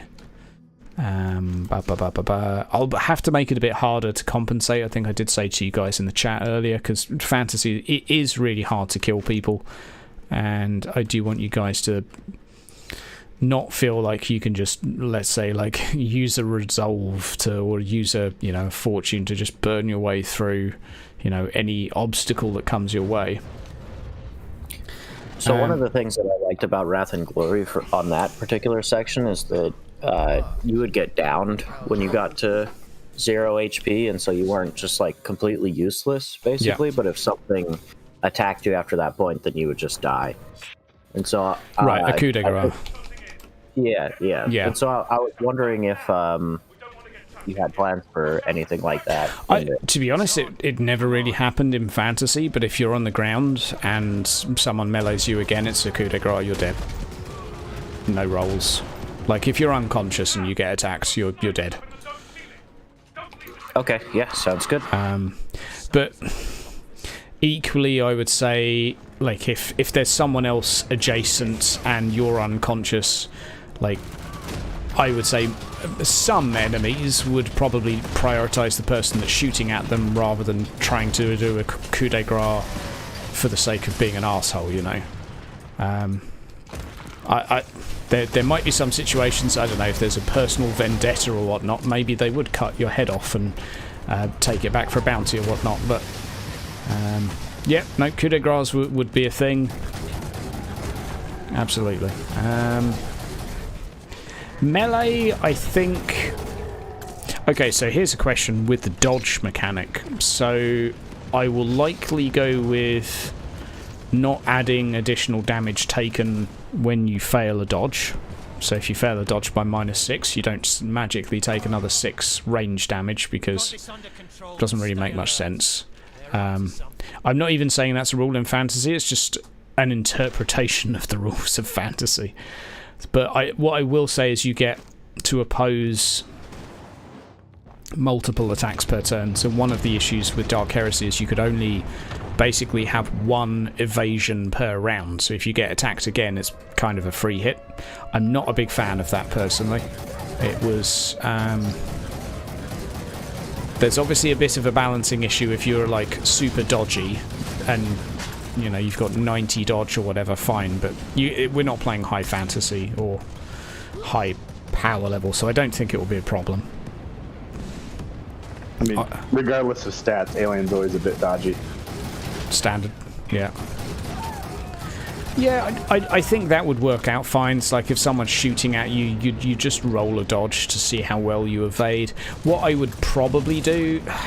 I don't know, what do you guys think on this? So would you roll once per round for dodge, just to see what your, like, let's say, evasion SL is? Or would you roll individually for each time someone shoots at you? What are your thoughts there? Damn, there's more than I thought. We're surrounded. It would probably make more sense to dodge each one, but how much would it slow down combat? Yeah, I think the thing is I'm not planning on very big encounters unless you guys decide to like create big encounters, in which case it's, you know, self-inflicted. And yeah, I think rolling individually is probably fine, because it's also, let's face it, it's just more fun. Yeah, I don't mind rolling individually personally. Yeah, I think it'd be better to roll individually. Yeah, exactly. You don't want to have one bad roll commit you to basically a round of getting absolutely wrecked. Yeah. No, fair enough. No, you're right. That's good. I mean, we know my roles. It won't matter. Yeah, we'll just go ahead and make you a second character before we start. Possibly a third. Yeah, that'll do it. First day, he charges into battle and dies. Yeah, why not? Falls in the river poo. Drowns in shit. There is that. God. That poo monster in the water too. You could just grab him. There could be a poo kraken. Yeah, there could be. You wrote down Nessie underneath that. Yeah, well, that's a Nessie question mark. Yeah, I mean, you've got a sludge river. I mean, after a few thousand years, it's bound to attract some sort of xenological life thing. I don't know how these things work. I just create stuff and then it makes sense afterwards. But yeah, you only destroy. Yeah, my pretty town much. Twice. You're not in charge of this one. Yeah, we stand a chance. Yeah, exactly. Exactly. This town's going to thrive. As long as you're suffering. Crit tables. I think the crit tables I will probably not go with the Dark Heresy ones. I'll go with the Warhammer Fantasy with a slight few changes. There is one of the homebrews that basically if you go down to 0 wounds, I think for like every wound past your toughness bonus, you get plus 10 to the critical table roll. It's on Mooman's homebrew rules, so I'll probably do a bit of that. So if you guys get like, I don't know, let's say for example, an Ogryn smacks you in the face with a two-handed club, it's so you don't get a stubbed toe, because you'll have like plus 50 to the rolls, so it'll be more like a 50-50 chance that you'll die, or just need to use a bloody fate point, but you know, they do pretty much grow on trees, so... Well, I mean, I did die once from a bloody toe, right? Against the Vargeist or whatever. Oh, yeah. On the flip side, it does mean that we won't be shooting enemies and somehow stubbing their toe. Yeah, exactly. It's like... I would say for the crit tables of, let's say you roll an 11 to hit, so you inflict what is effectively a ranged critical, that will be the more standard roll. So it could be a stub toe, in which case you basically just shot them in the toe. But there'll be 1 in 100 chance that you'll just instantly end them. So it won't happen often, but like maybe once a campaign someone might just suddenly lose their head. But what it will mean though is that for named mobs that aren't going to die instantly when they go down to 0 wounds, and maybe you do have to like gradually decapitate them if it's like a completely chemmed up Goliath or something, then the injuries will be a little bit more dramatic if you hit them with something bigger, let's say. So if, I don't know, you're fighting an amble or whatever, and you decide to shank it while it's stunned, it just means you're not going to accidentally tear off a toe. Or you're far less likely to. An Ogryn smash your face and it's 50-50. I mean, that was an example, but yeah, point taken. Yeah, that's kind of my rough thinking. There's a few homebrews for Warhammer Fantasy that I think I might use. One of which, actually, and I thought this might be... I'd be curious to hear what you guys think, is you remember the range modifiers being different for different range brackets for different guns? You guys recall that? Yep. Yeah. How do you guys feel about using optimal ranges for weapons with this? I think it's good to me. Not too many negatives though, like maybe a sniper rifle point blank, if it's like a 6 foot long 50 cal, okay, yeah, maybe that's a bit of a penalty, but But if I spin 360 and don't use the scope, then it should just give me a bonus, right? So yeah, you just, but yeah, exactly. You swipe from left to right as quickly as you can and pull the trigger, and let the Emperor take care of the rest. Yep, it's all about faith, man. That or Khorne reaches out and just slaps you for being an arsehole. Yeah. Yeah. Well, I mean that's possible too. It does feel like weapon ranges would be quite a considerable feature, because you've got people using pistols, people using shotguns, some are using... Yeah. Like, if you're going to use full auto, you're going to need to be fairly close. Yes, yeah. Otherwise, you're just going to spray a wall. So I think for the vast majority of weapons, it would be... So let's say most weapons would follow the standard format, except for perhaps snipers and shotguns. I can't think of many other exceptions, whereas the shotgun will basically just have more penalties later on, and maybe a little bit more of a bonus closer up, but it'll probably have that baked into the stats anyway.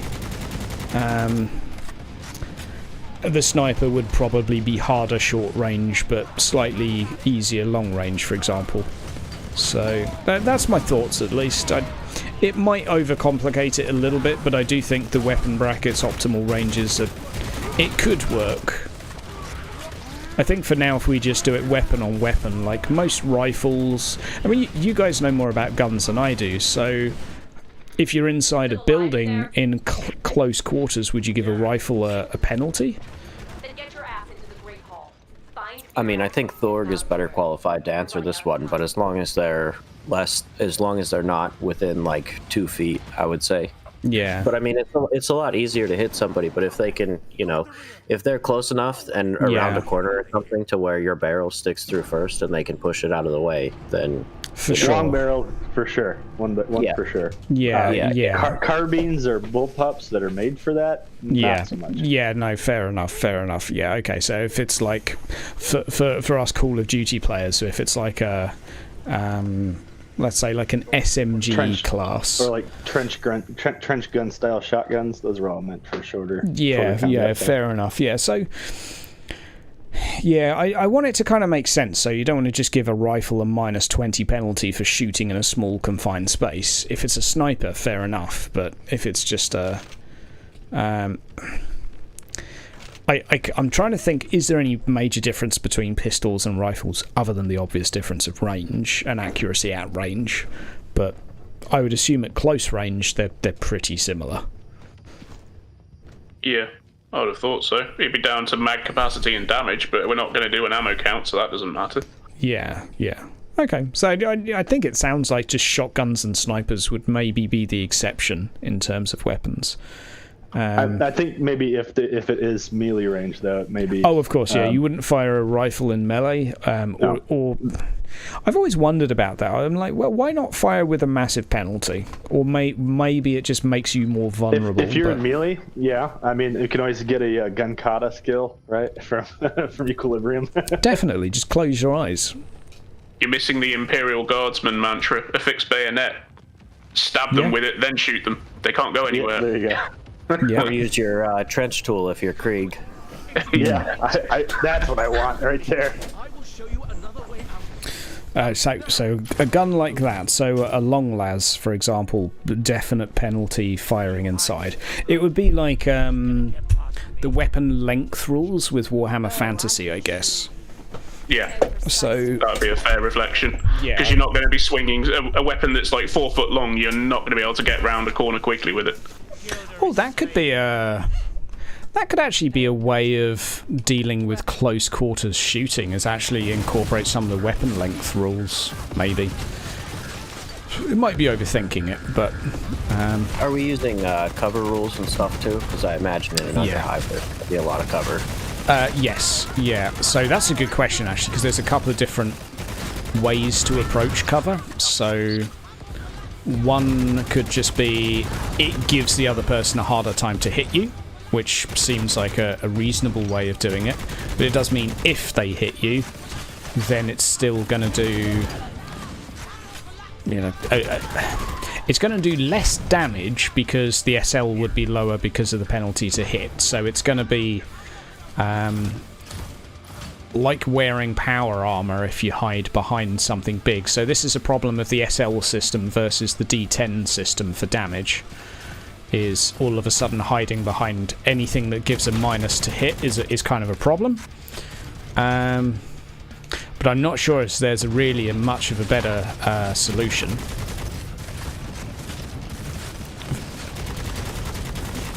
I think damage to cover is one of the potential solutions, where like certain weapons will literally just destroy cover if it hits it, that type of situation.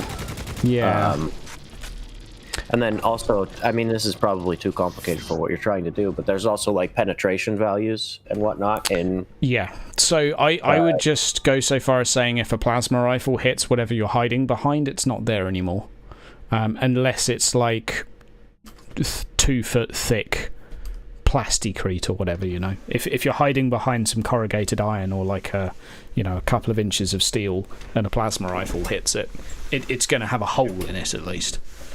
Yeah, and you'll probably take some some hot metal to your character. Yeah, for sure. I probably wouldn't go, hey, Panda, what's up?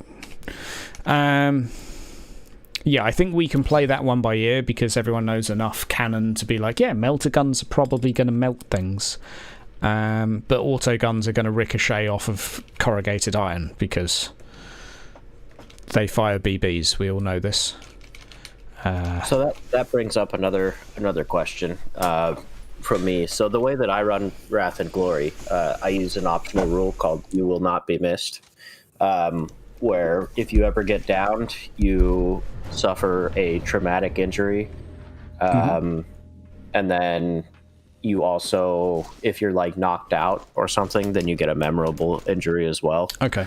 Yep. I don't know if that's something that you would like to include, but since it is a little bit harder to kill people in this particular system, I think that might be something to well, every consider. time you get knocked down, you'll be rolling on that crit table. He gets back up again.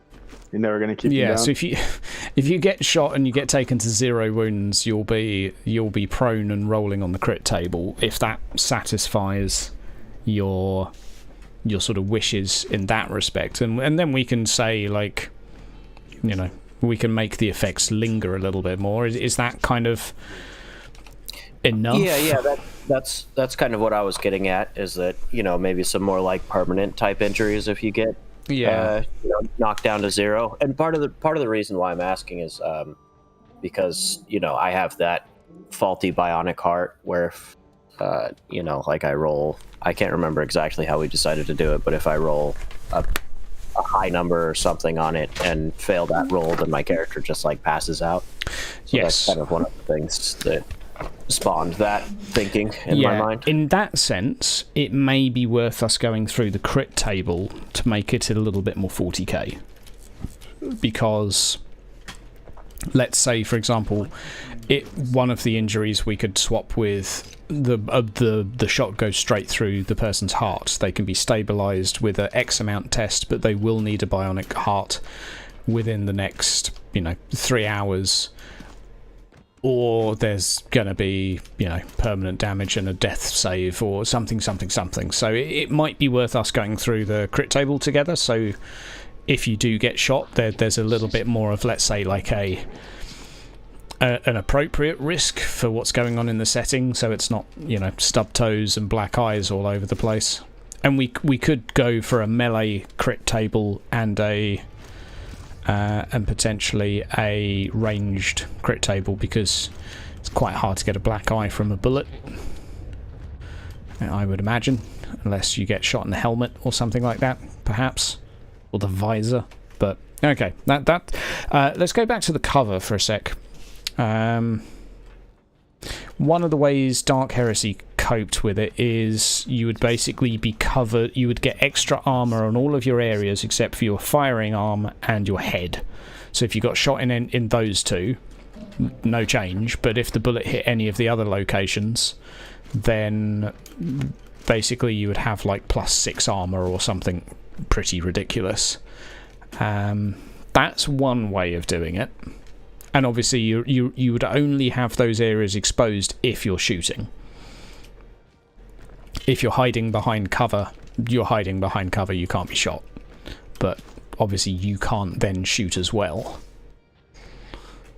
So you could also, I don't know how complicated you want to get with it, but you could also add like a suppression thing. So like if somebody is hiding behind cover, then you can say like, okay, I want to suppress that person. So if they, stick their head out of cover or whatever, they try and shoot out of the cover, then they have a chance to hit or something. Yeah.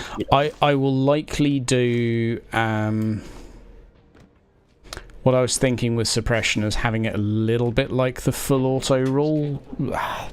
Just if you have the possibility of having someone, let's say, pinned and that extra effect, just so it's something that can't be done every single turn. So maybe it has to be followed by a reload, although obviously then if you're suppressing someone, just so you can then reload, it kind of takes away any bonus of being able to suppress, although maybe it doesn't, because you would normally suppress because someone else is doing something. Does that make sense? Yeah, in a sense. I mean, I think it'll take some more thought, but I think it's the right right direction to go. Yeah. Yeah. There needs to be a little bit of like, okay, you're doing a suppressive fire. So maybe if someone is hiding behind something, you could just shoot anyway. In which case, I would say you could probably do like an opposed range test versus their cool test to kind of get a measure as to how they're feeling in that situation. Something like that, perhaps. And it's the sort of flexible system that you can come up with some stuff like that on the fly if you have something more creative you want to do. But if we want a formal mechanic for suppressive fire, yeah, we'll see. Well, I'm happy to delve into the nitty gritty of this stuff with you off stream as well, and then we can. I think the cover is one of the few things that I think will need you guys to kind of have a bit of a. I'd like that to be crystal clear to you guys before we do anything, so it's like, okay, you know what to expect, because it also might be a little bit more work. Let's say like dice side, there might be a few extra things we have to factor in. Is that fucking sunshine? There's sunshine in this cathedral. Get the fuck out of here. Could just be a really big spotlight. Probably. Yeah, probably. Faux sunlight. Armour on specific locations is definitely an option. If it's really low armour, it might just be your legs. But then sort of also every combat turns into die for cover. I mean, it should be die for cover. It's bloody ranged sci-fi shooting. It shouldn't be just stand there, shoot each other, exchanging bullets till someone dies. We're not Space Marines. Yeah, exactly. You don't walk around with cover attached to your body. My gut feeling is that the simplest method is going to be that you don't have armor on your head or the shooting arm, and the other person basically rolls a harder test. The problem is they could roll a -20 to then specifically target your head, which is kind of like, that makes it the cover not that useful. I mean, it's something, but it's not perfect. Or you could just roll them to hit normally, and they've only got like a 1 in 10 chance of hitting your head. But it does mean that if you're in cover and shooting someone, there's still some risk, which I do kind of like, and it's one of the things I did like about Dark Heresy, is you can be hiding behind cover, but sticking your head out is dangerous.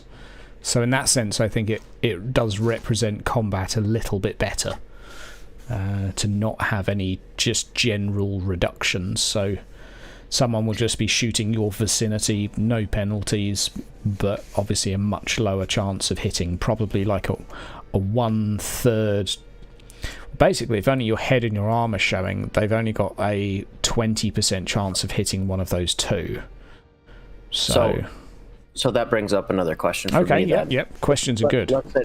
Let's say that I am a rattling sniper. We'll just take that situation for a spin, and someone is hiding behind cover, right? And I've got my scope on them. I'm ready to fire, but they're behind cover. So could I then use like my action to do kind of like a prepared action where it's like, okay, I'm going to do a called shot where if this person sticks their head out when they're going to go shoot next turn or whatever, then I'm going to fire and try and hit their head. So, is that something that... Yeah, so I would say we'll have called shots, so you can aim for a specific sort of body location. But as well as that, there are a couple of rules from Dark Heresy, for snipers in particular. We'll put them in place once we get a sniper, where if you're not... I think it's if you're not moving, or if you take an aim function, it gives you additional bonuses. Or you can make like a cool... There are talents where you can do a called shot with a reduced penalty, etc. Or, I mean, if you've got a sniper scope, you could probably go so far as saying if you're not moving, you get to make a called shot for free. Something like that. That to me would seem reasonable. Like if you're rocking a 6x zoom or whatever, then... Okay, yeah, fine. Fair. But I'd probably have it with a caveat that you can't move and do it. It'll take a while to set up. If you want a bonus as large as like no penalty to this type of shot. Yeah, and so yours also brought up Overwatch, which would just be like watching a particular area, like, oh, if somebody moves through here. Yeah, I always have mixed feelings on Overwatch, because it makes complete sense in so many ways, because, you know, you're not potatoes, and you could just be like, yeah, I'm not exactly sure what to do. I would say I'm kind of okay with the hold and action thing, but effectively what's going to happen if you're waiting for someone to come around a corner, I won't be playing with NPCs that follow like video game mentality of what was that noise? Right. There was some gunshots right there. Let me slowly walk through this corridor. Well, the thing about Overwatch too in these type of games, rather than, you know, like a video game, is that if somebody's overwatched an area, you know that they've overwatched that area, and so you have to intentionally move that enemy into that area. Yeah. You know, so I think that's also kind of a logical and psychological problem for a DM to, as well. Yeah. I think because we're not going to combat heavy, it'll be fine. What I would say is I like the I kind of like the I hold an action, this is what I'm going to do. So if you say I'm going to watch that corridor and the first thing that comes around I'm going to shoot, fine. It's like on that Goliath's turn, he comes around the corner, right, you've got line of sight, now you make your shot. I'm okay with that. But it's just a case of then setting the expectation. Because we'll be dealing with humanoids, it's not quite so bad, but if you're dealing with like giant rats or whatever, then it can be a harder thing to be like, yeah, okay, one rat comes around the corridor, you shoot it, the rest of the rats just fucking run away. That's not a great example, but yeah. There's maybe some risk of power gaming with Overwatch. Could Overwatch, or the equivalent of it, basically set you to like voluntarily just go last in the action queue for that round? So if you were like up towards the start of the round and no one's moved yet, you pick Overwatch and then you just basically go at the end rather than at the start. Possibly, yeah. What I think I might do, because I kind of preferred this to the traditional method. I actually quite like the alternating turns of like all of you guys tell me what you want to. So okay, so we did this in Hexen and Hankersnacked, more in the latter, in the final combats, and it's probably my preference now. But top of the round, heroes to go typically, unless someone else on the other side's got the drop on you or a specific talent. And I ask you what you all want to do. What's your plan? That way, if one of you wants to pick the other one up and put them into a air vent, then that person can then crawl along the air vent and yada yada. It can kind of be, let's say, a complementary turn. It's choreographed rather than made. Yeah, so it allows a little bit more creativity in that respect, and I kind of like that. I think it allows you guys to talk to each other a little bit during combat and make combat a little less, you know, I cast attack. It obviously has the, let's say, the balancing aspect of if you all go first, that's incredibly powerful. And then if all of the enemies all go at once, you know, if it's 3 shots going at them, then 3 shots coming at you. I still think that's kind of my preference, though. So I'd be curious your guys' thoughts, but I enjoyed that in fantasy. I really like the way that, I hate to keep bringing up Wrath and Glory again, but I love Wrath and Glory. Wrath and Glory, Wrath and Glory. I really like Wrath and Glory. Do you like Wrath and Glory? I like Wrath and Glory. Is this stream sponsored by Wrath and Glory? It is sponsored by Wrath and Glory 2.0. By Cubicle 7 Games. No, so the way that Wrath and Glory does it is that it's every other person. So it's like enemy goes first or player goes first, and then it's the opposite. So like, let's say the player goes first. It's very similar to Necromunda. Yeah, very similar to the tabletop. But GM also has abilities to use. Yeah, you can use like, Ruin to skip order, etc. Yeah, exactly. I really, really like that system, and I think it helps to balance range of combat and stuff like that. I think that's I agree with you. Actually, that is a pretty cool. I've really enjoyed it on the tabletop because it's vastly superior to all of my minis go, all of your minis go, all of mine, all of yours. I hate that. It's terrible. It's one of the worst things about Games Workshop tabletop games, in my opinion. And it's like if you have a really good first turn before somebody else, you can just completely decimate them, and then they have no chance, you know? Yeah. So I actually think you're bang on the money with that. I think that would be a good middle ground between the two. So the assumption is the players will always go first. The only sort of caveat there, and the only downside is there needs to be enough confidence within the group to not have that awkward, polite 20-minute. Oh, do you want to go? No. Oh, how about do you? There's because I have run that combat system before, and that is one of the possibilities. Let's say. Yeah. I just think that narrowing this type of stuff down and getting it figured out before... Oh, no, right. Well, yeah, it's a good idea to know how combat's going to work before you have a combat. I like that system. Going to work too on that note. How would what work? Sorry. Aiming. How is aiming going to work? Is that going to be like, so for example, the rattling sniper again? Let's say that I want to, take aim, so to speak, rather than just shoot at something that I see. Is that going to be an additional type of rule? Because in Wrath and Glory, they make you sacrifice your movement to aim. I would give you plus 10 if you haven't moved, or I would give you plus 20 if you spend an entire action preparing the shot. And maybe then next turn as well, you could add another plus 10 from your not moving or something like that. So it might total to plus 30. I don't know. Something of that nature. So that's kind of a little bit of a marriage of both, but I think that's fine for me. So it's basically, if you don't move, you get a bit of a bonus. So there's some incentive to not move, but not a ridiculous amount. So what about for people like Thorg who may be using a heavy machine gun or something? Is bracing against a piece of terrain also going to be a thing, or?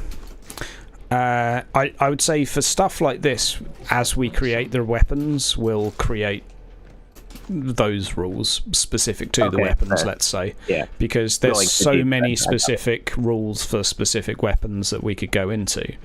Hey, what's up, by the way, Snow? Long time. How's things? Is everything going good? We're talking TTRPGs again as things are starting back up. It's happening. Bracing, to answer your question, I would say that's probably a bit of an item dependent. But let's say you go prone with a rifle on a tripod. You've bought a tripod for it. Fine, you're going to get an extra bonus to shoot it. It's like, we'll just come up with stuff like that. But obviously you're going to get a hefty penalty to dodge anything.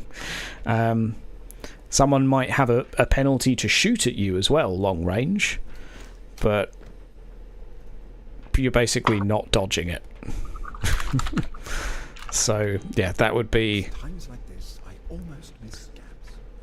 my thoughts there. So hopefully that's answered that. Elden Ring has released its grip. Not really. I'm itching. My faith is currently... It's itching. Okay, so that's definitely hashed out a few. I think for now we can say the cover rules are... My preference is going to be the armor system, where basically, depending on the size of the armor, a certain amount of your body parts will be covered. I'll just let you know when you go into it. Your legs are covered, your knees are covered. Because you're smaller, obviously, as a rattling, you'll be able to cover more. So a thigh-high wall that would probably only cover the legs of one person, you could probably cover your legs and chest and one arm, etc. So sure. That'll be a bonus for being small. You can effectively use smaller, let's say, in Gears of War, sometimes there's bits of cover that aren't enough to be thigh high, but for you, it would be thigh high. So maybe my halfling likes wearing thigh highs. baby. He Giggity. loves them. So that's some stuff. About the idea of you were saying about having really shit quality weapons. Are we going to have a malfunction? A misfire roll? table. May we? Yes. I think we probably in the next stream, maybe next week, we'll create some of the tables, crits, and we'll get the chat involved. We'll do crit tables. Probably, I don't want to do encounter tables and shit like that so much, but crit table and the one you just said that's already left my mind. Wow. If I'm not forgetting you, buddy, I'm forgetting what you've said. I'm sorry. Yeah.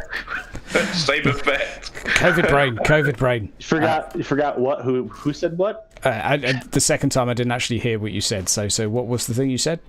The misfire or... Misfire. Yeah, we'll need a Siran Yoris, we'll need a melee and a range table because basically it needs to happen that way to make sense. So I think anyway. And a lot of the range table will probably be like your gun jams, but maybe there'll be a very unfortunate one where it's like, no, sorry, your gun's pretty fucked until you take it somewhere to be repaired. That will happen to enemies too, though, so that's fine.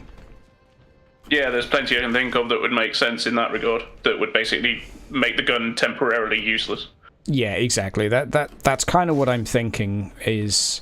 Even if you have a favourite gun, it's going to be a good idea to have like a little stub pistol stuffed down your pantyhose. Yes, everything could be a club. Yeah, pretty much. Hit them with a rattling. That would work. Is corruption and so gonna happen. work? Is corruption and mutation going to work approximately the same as it does in fantasy, or is it going to be more like corruption? I'm thinking of going a little...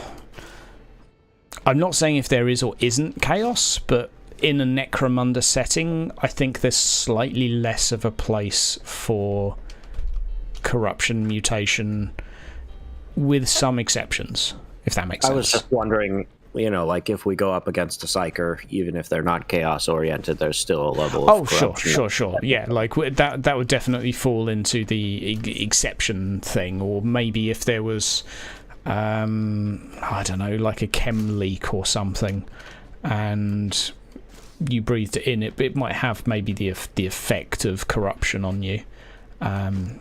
If you had some, like, I don't know, aerosol Viagra, super Viagra, coursing through your veins that was going to be stuck there a month, maybe a little bit of Slaneshi corruption just to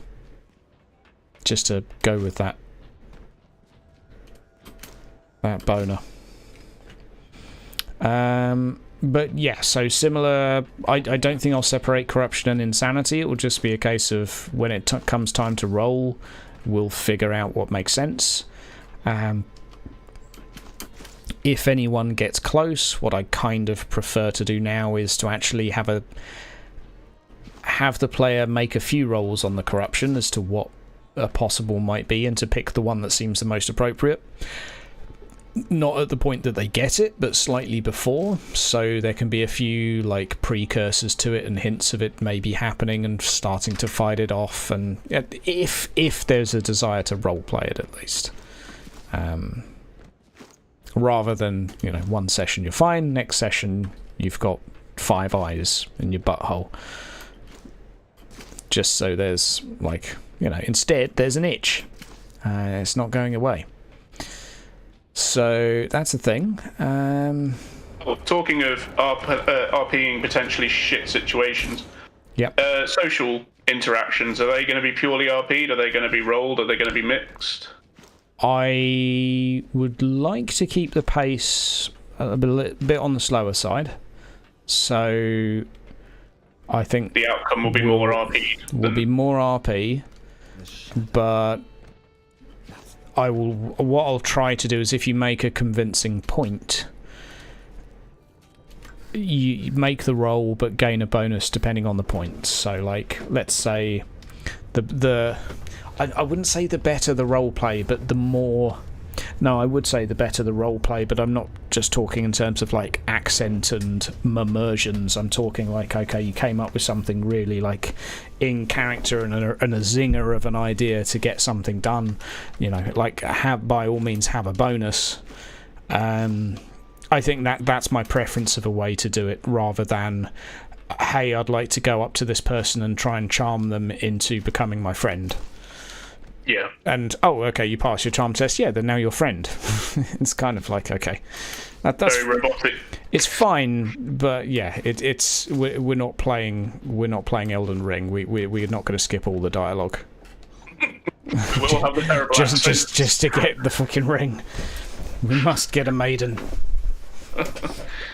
The terrible voice acting might still be an option. Yeah, terrible voice acting. I'll try to make. I don't think it'll actually be too hard to make the characters in this game a better standard than the characters in Elden Ring. Just big fat people need to sound big and fat and have deep voices, and not every girl is from Yorkshire and working class. Really? Yeah, I know, it's shocking. Some of them are Cockney too. Looking forward to hearing your Scouser accent. Oh, it's just a lot of A's. It's a lot of vowel sounds, basically. Not much else. All right, babe. Scouse is not one that is part of my main repertoire, I would say. I don't think it'll be joining anytime soon. It's just not an accent that's gonna, you know. I'm sorry to any Scousers listening, but it's going to make it's a voice that's going to make life harder, not easier. Whereas Yorkshire, at least people know you can make a good cup of tea. Yeah, Scouse accents are hard. Yeah. I mean, we'll be looking more Cockney. We'll be looking more Cockney than anything else, and London gangster geezer-ish probably. Just a forewarning, my character's voice is going to be, how do I put this? A little bit distinct. Okay, I'm curious. I was thinking of... you just got done playing an ogre, so... Yep. This one is also distinct, so...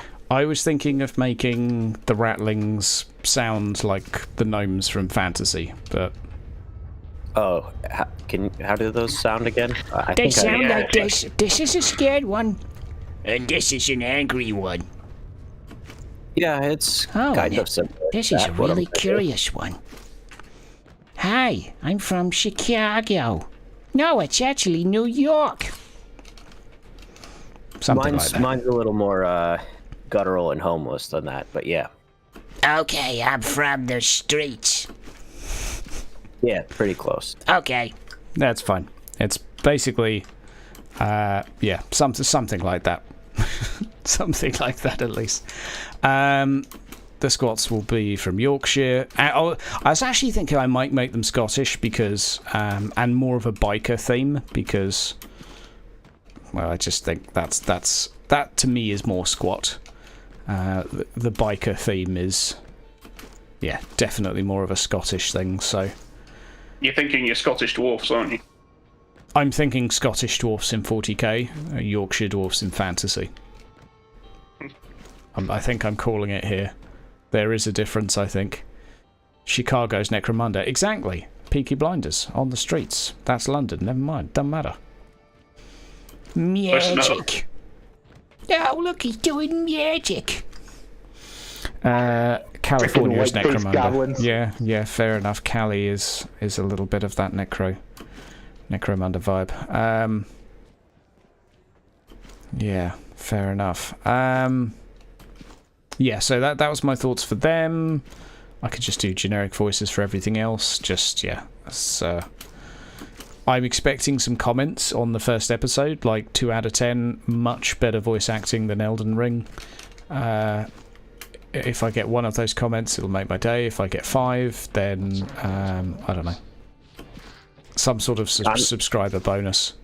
I'm going to comment and basically my comment is going to say that this isn't high power enough. The characters are too low of a level, and it's not grimdark enough. That's right, it's not grimdark. bro. It's not grimdark. Not enough It's even children grimdark, died in this bro. episode. Fucking hell. Yeah. Why haven't any 5-year-olds been flayed yet? That was in the episode where, like, an 11-year-old girl had her leg amputated by the group. Yeah, it was. An axe. Yeah. Yeah. And apparently not grimdark enough. So, okay. Which was becoming like which Bane infected. Yeah, exactly. Exactly. Not grimdark enough, bro. You need to know who the enemy is too. Oh god. That was a well-deserved human banhammer. Yeah, I mean that was good feedback. I guess. It was good feedback. It was something. Yeah. I mean, any feedback is better than no feedback, maybe. No, because the professors at university are said, "Oh, there's no such thing as a bad question." Bullshit. As somebody who taught at a university, Hold my bullshit. beer. Yeah. Thorg, there are no stupid questions, just stupid people. There's both. I've asked a stupid question once, and God, I can't remember how old I was, but it was in like a cooking class or something like that, and I asked the teacher, like, what was better for you, bread or toast? And yeah, she just looked at me strangely.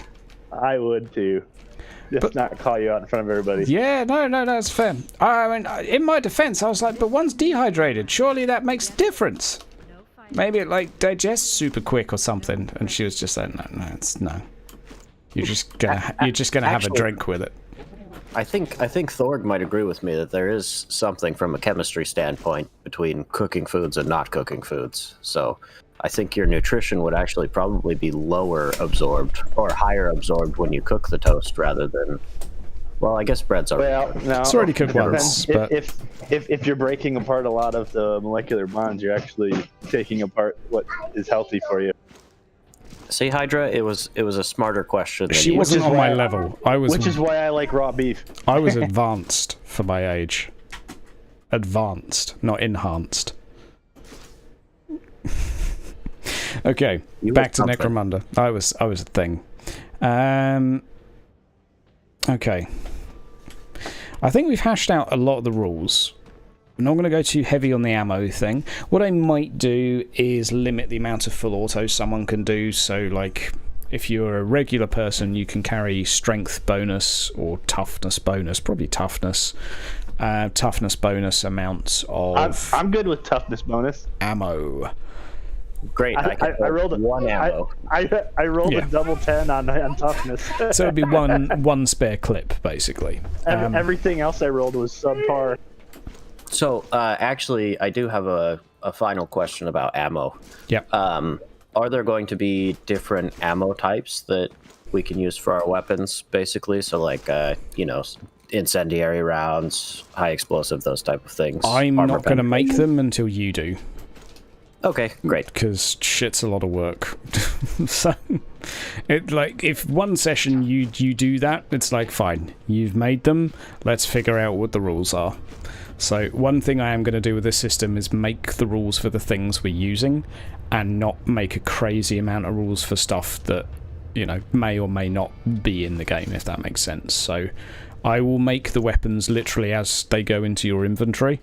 And maybe some for some enemies, so we've got the ones you would expect to see, like maybe a shotgun, a sniper, some basics anyway. But if you're saying, okay, I'm going to go up to this exotic weapons dealer and try and requisition a combi bolter mixed with a hand flamer, and maybe you've got the minerals to pay for it, we'll cook it up and we'll make some numbers happen. Don't ask me how combi weapons are going to work. I have no idea. Basically, it's going to be two weapons, but slightly lighter, and you can hold both at the same time. And with a simple action, you can change which one you're shooting. There you go. How about that? Fucking done. Easy, this GMing. Easy. And for a penalty, you could shoot both at the same time. I mean, that's a possibility. There's a possibility.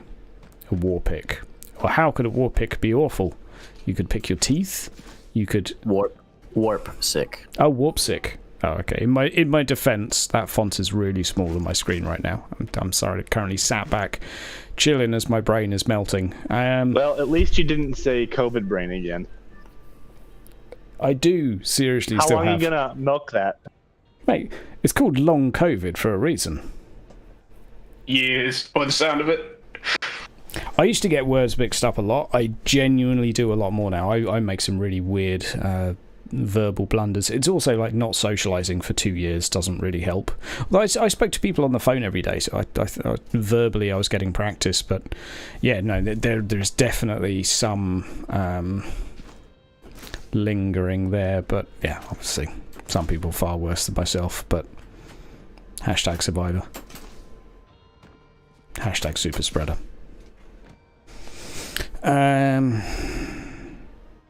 And your channel is taken down. Do we do diseases in this? I won't go too heavy on it. I don't. Everybody's got tetanus.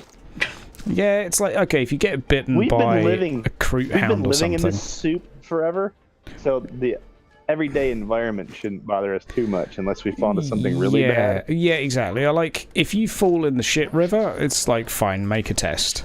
Yeah, and hope the Kraken doesn't get you. Yeah, if you don't get eaten by the sludge dragon. I'm sure my character has the clap or something, syphilis. Yeah, I think the assumption is that none of you are in prime health. But in terms of things that will imminently affect you, no, you're not going to die in the next week, so you'll be all right. But it's also 40k, so it's like, oh, you've got syphilis. Here's some nano giblets that I'll inject into you, and there you go, you're cured now. If you've got the clout to actually requisition them. Something like that, anyway. I like shutters leading to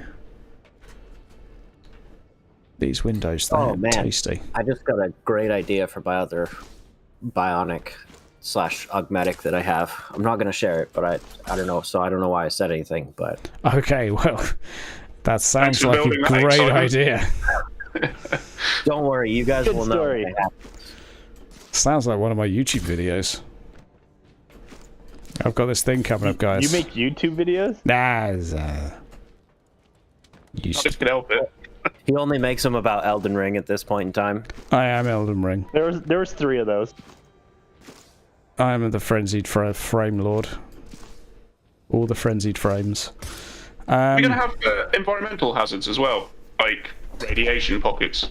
Yes. And shit like that. Yeah. That I can discover with great pain. Yeah. Toxic spores. Yeah, I'm not expecting... Everything. I am expecting you guys to go out of the, let's say, comfort zone, but I'm not going to plan a massive amount until you tell me where you want to go and what you want to do, and then kind of things can evolve a bit from there. Well, it's pretty much my guy's job to wander around in it. Yeah, well, of course. So there will be an element of stuff outside of safe zone. Each week. Yeah. That's a good point as well. We'll do the sessions back to back. So obviously we've got a couple of cast members. 1 or 2 might dip out every now and again. So the assumption will be that they'll be doing some menial task, like going to get their gun fixed, or maybe their clap is just itching a bit too much, so they go and get that sorted. So you can come up with whatever reason, be gone. If you're halfway down a mine shaft and we end a session, then that's just on me for being a shit GM, and ending it in a place that is not great for a group that might change next week. Or you could just be like, oh crap, I forgot my spoon. Be right back, guys, I'll catch up with you. Something. I think that's covered quite a lot here. I'm kind of fatiguing on ideas. We've done 2.5 hours. My brain was pretty soft and smushy when we started, but it's definitely pretty exhausted of ideas today. I haven't gone through too many maps here to look around, but for those watching and thinking, why is he in this game? I'm basically going to be running around, mouse wheeling like so, recording some of this as videos and using them as map backdrops. So this will be in the backdrop during our gameplay. I'll obviously have to hide the quest markers by not looking at them, because, well, they can't be removed. I do have one final question. Fire away. My billions of questions. So I know we talked about this a little bit as far as like the advancement and type of stuff. Yep. How, I don't know if you talked about that before I arrived or not, but how is that actually going to work in this particular one? Okay, so rather than complete career change that completely take away what a character's like aptitudes are and swap them with totally different rad ones, my suggested approach for this will be a bit of a hybrid system. Basically, we will create each of you a career as you get promoted. So to begin with, your skills and talents that you have now are going to be, let's say, stuff that is you have an affinity towards, that you can put points into more easily. It'll just simply cost double to put points in anything else. There may be exceptions if you go to a particular NPC and you say to them, look, I want to be taught how to do this, fine, we can put some points in that, etc, yada yada yada. There are trainers, but when it comes time to promotion, as you guys go up in the tiers, what I'll say is you can add a new attribute of your choice that makes sense to the role that you are fulfilling within the group. 2 skills attached to that particular attribute. So it could be climb and, I don't know, athletics if you chose strength, for example.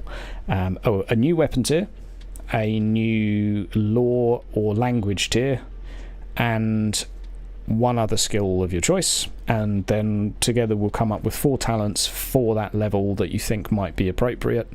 And you can basically then just go, that is your character's tier, and then so basically what I'm gathering is that advancement / quote unquote leveling up is going to be done pretty much with the GM at all times, is what it sounds like. Exactly. Okay, yeah. Great, wonderful, that's how I prefer it. That just, to me, seems an easy way to do it, because I want, if you guys want to be like going down a really tech focused path and like your current character doesn't know much, it could be like, okay, well, I'd say firstly think about in the early game, think about trainers, because you guys aren't just going to pick up, I don't know, if you get poisoned or whatever and you live and you want to put a point in toughness, I'm not going to, that's fine. If it's appropriate to the session, I'm not going to hold you back. If you did a really good negotiation with someone and you charmed them and you don't have charm on your list and you want to put a point in it, fine, not going to hold you back. Provided something fairly significant was done involving that skill. The alternative is find someone that would teach you, and it can be 2 sentences in a session of, hey, by the way, do you have a data pad with any information on how doors work, for example? And okay, now you've got something to read up on, you can put some points in tech.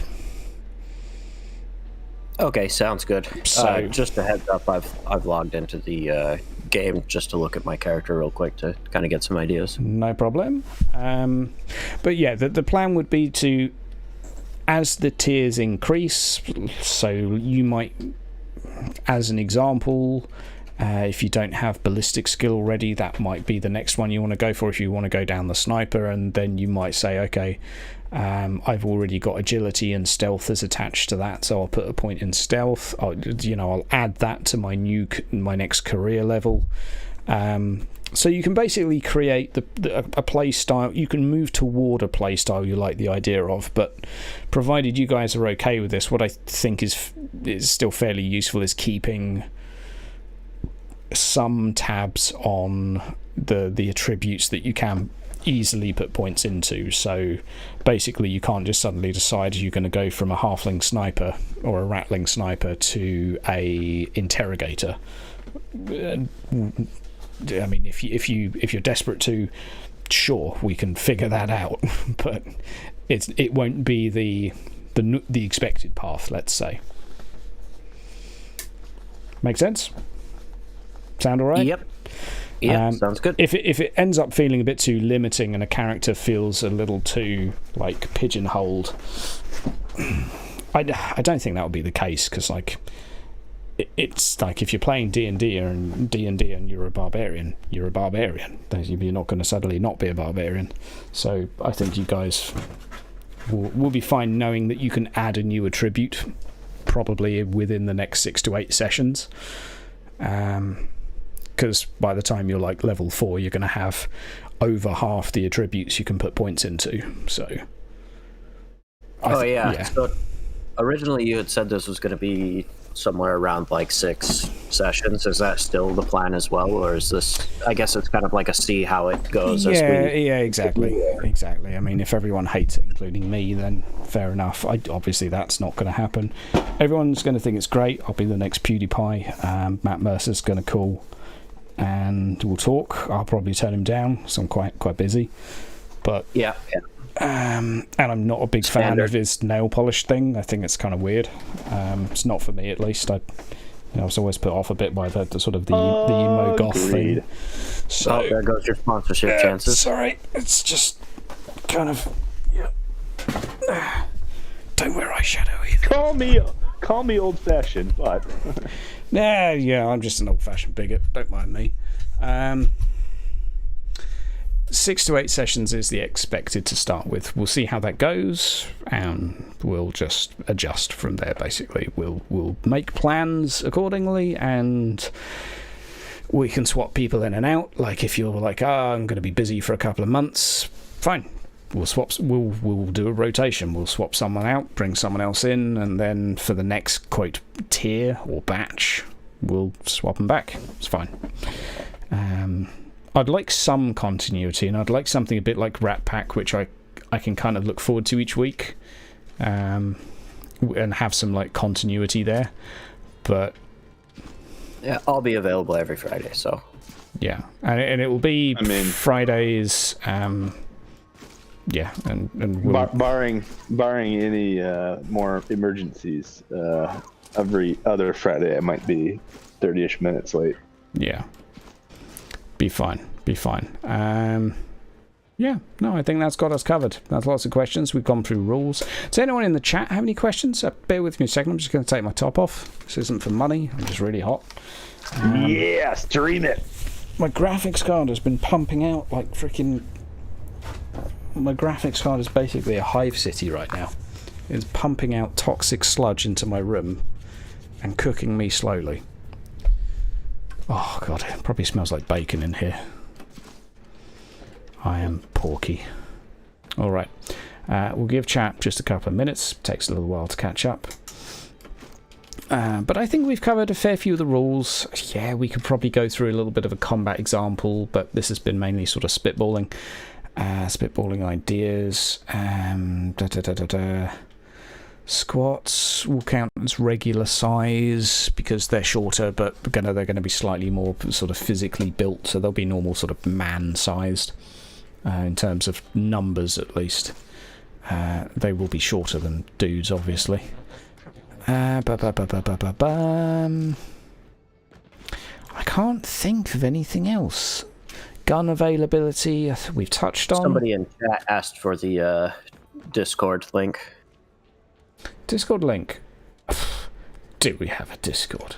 We've got all the Discords. We're on that Discord night and day. He says while he's looking for the link. It says somewhere. It should be in the description, but I know it's not because I stopped being an organised YouTuber a wrong It's in time. the pub tour. Yeah, it's in the pub tour. You've got Facebook on your description, but not Discord. Well, I need to put my TikTok on there. Catch these trends You as they also take play off. EVE Online. EVE Online. Wow. Who plays that? I ain't got time for EVE Online. I'm busy doing stuff. Alright. I'm loading in. There's a link. Sorry it took so long. Getting slow, getting old.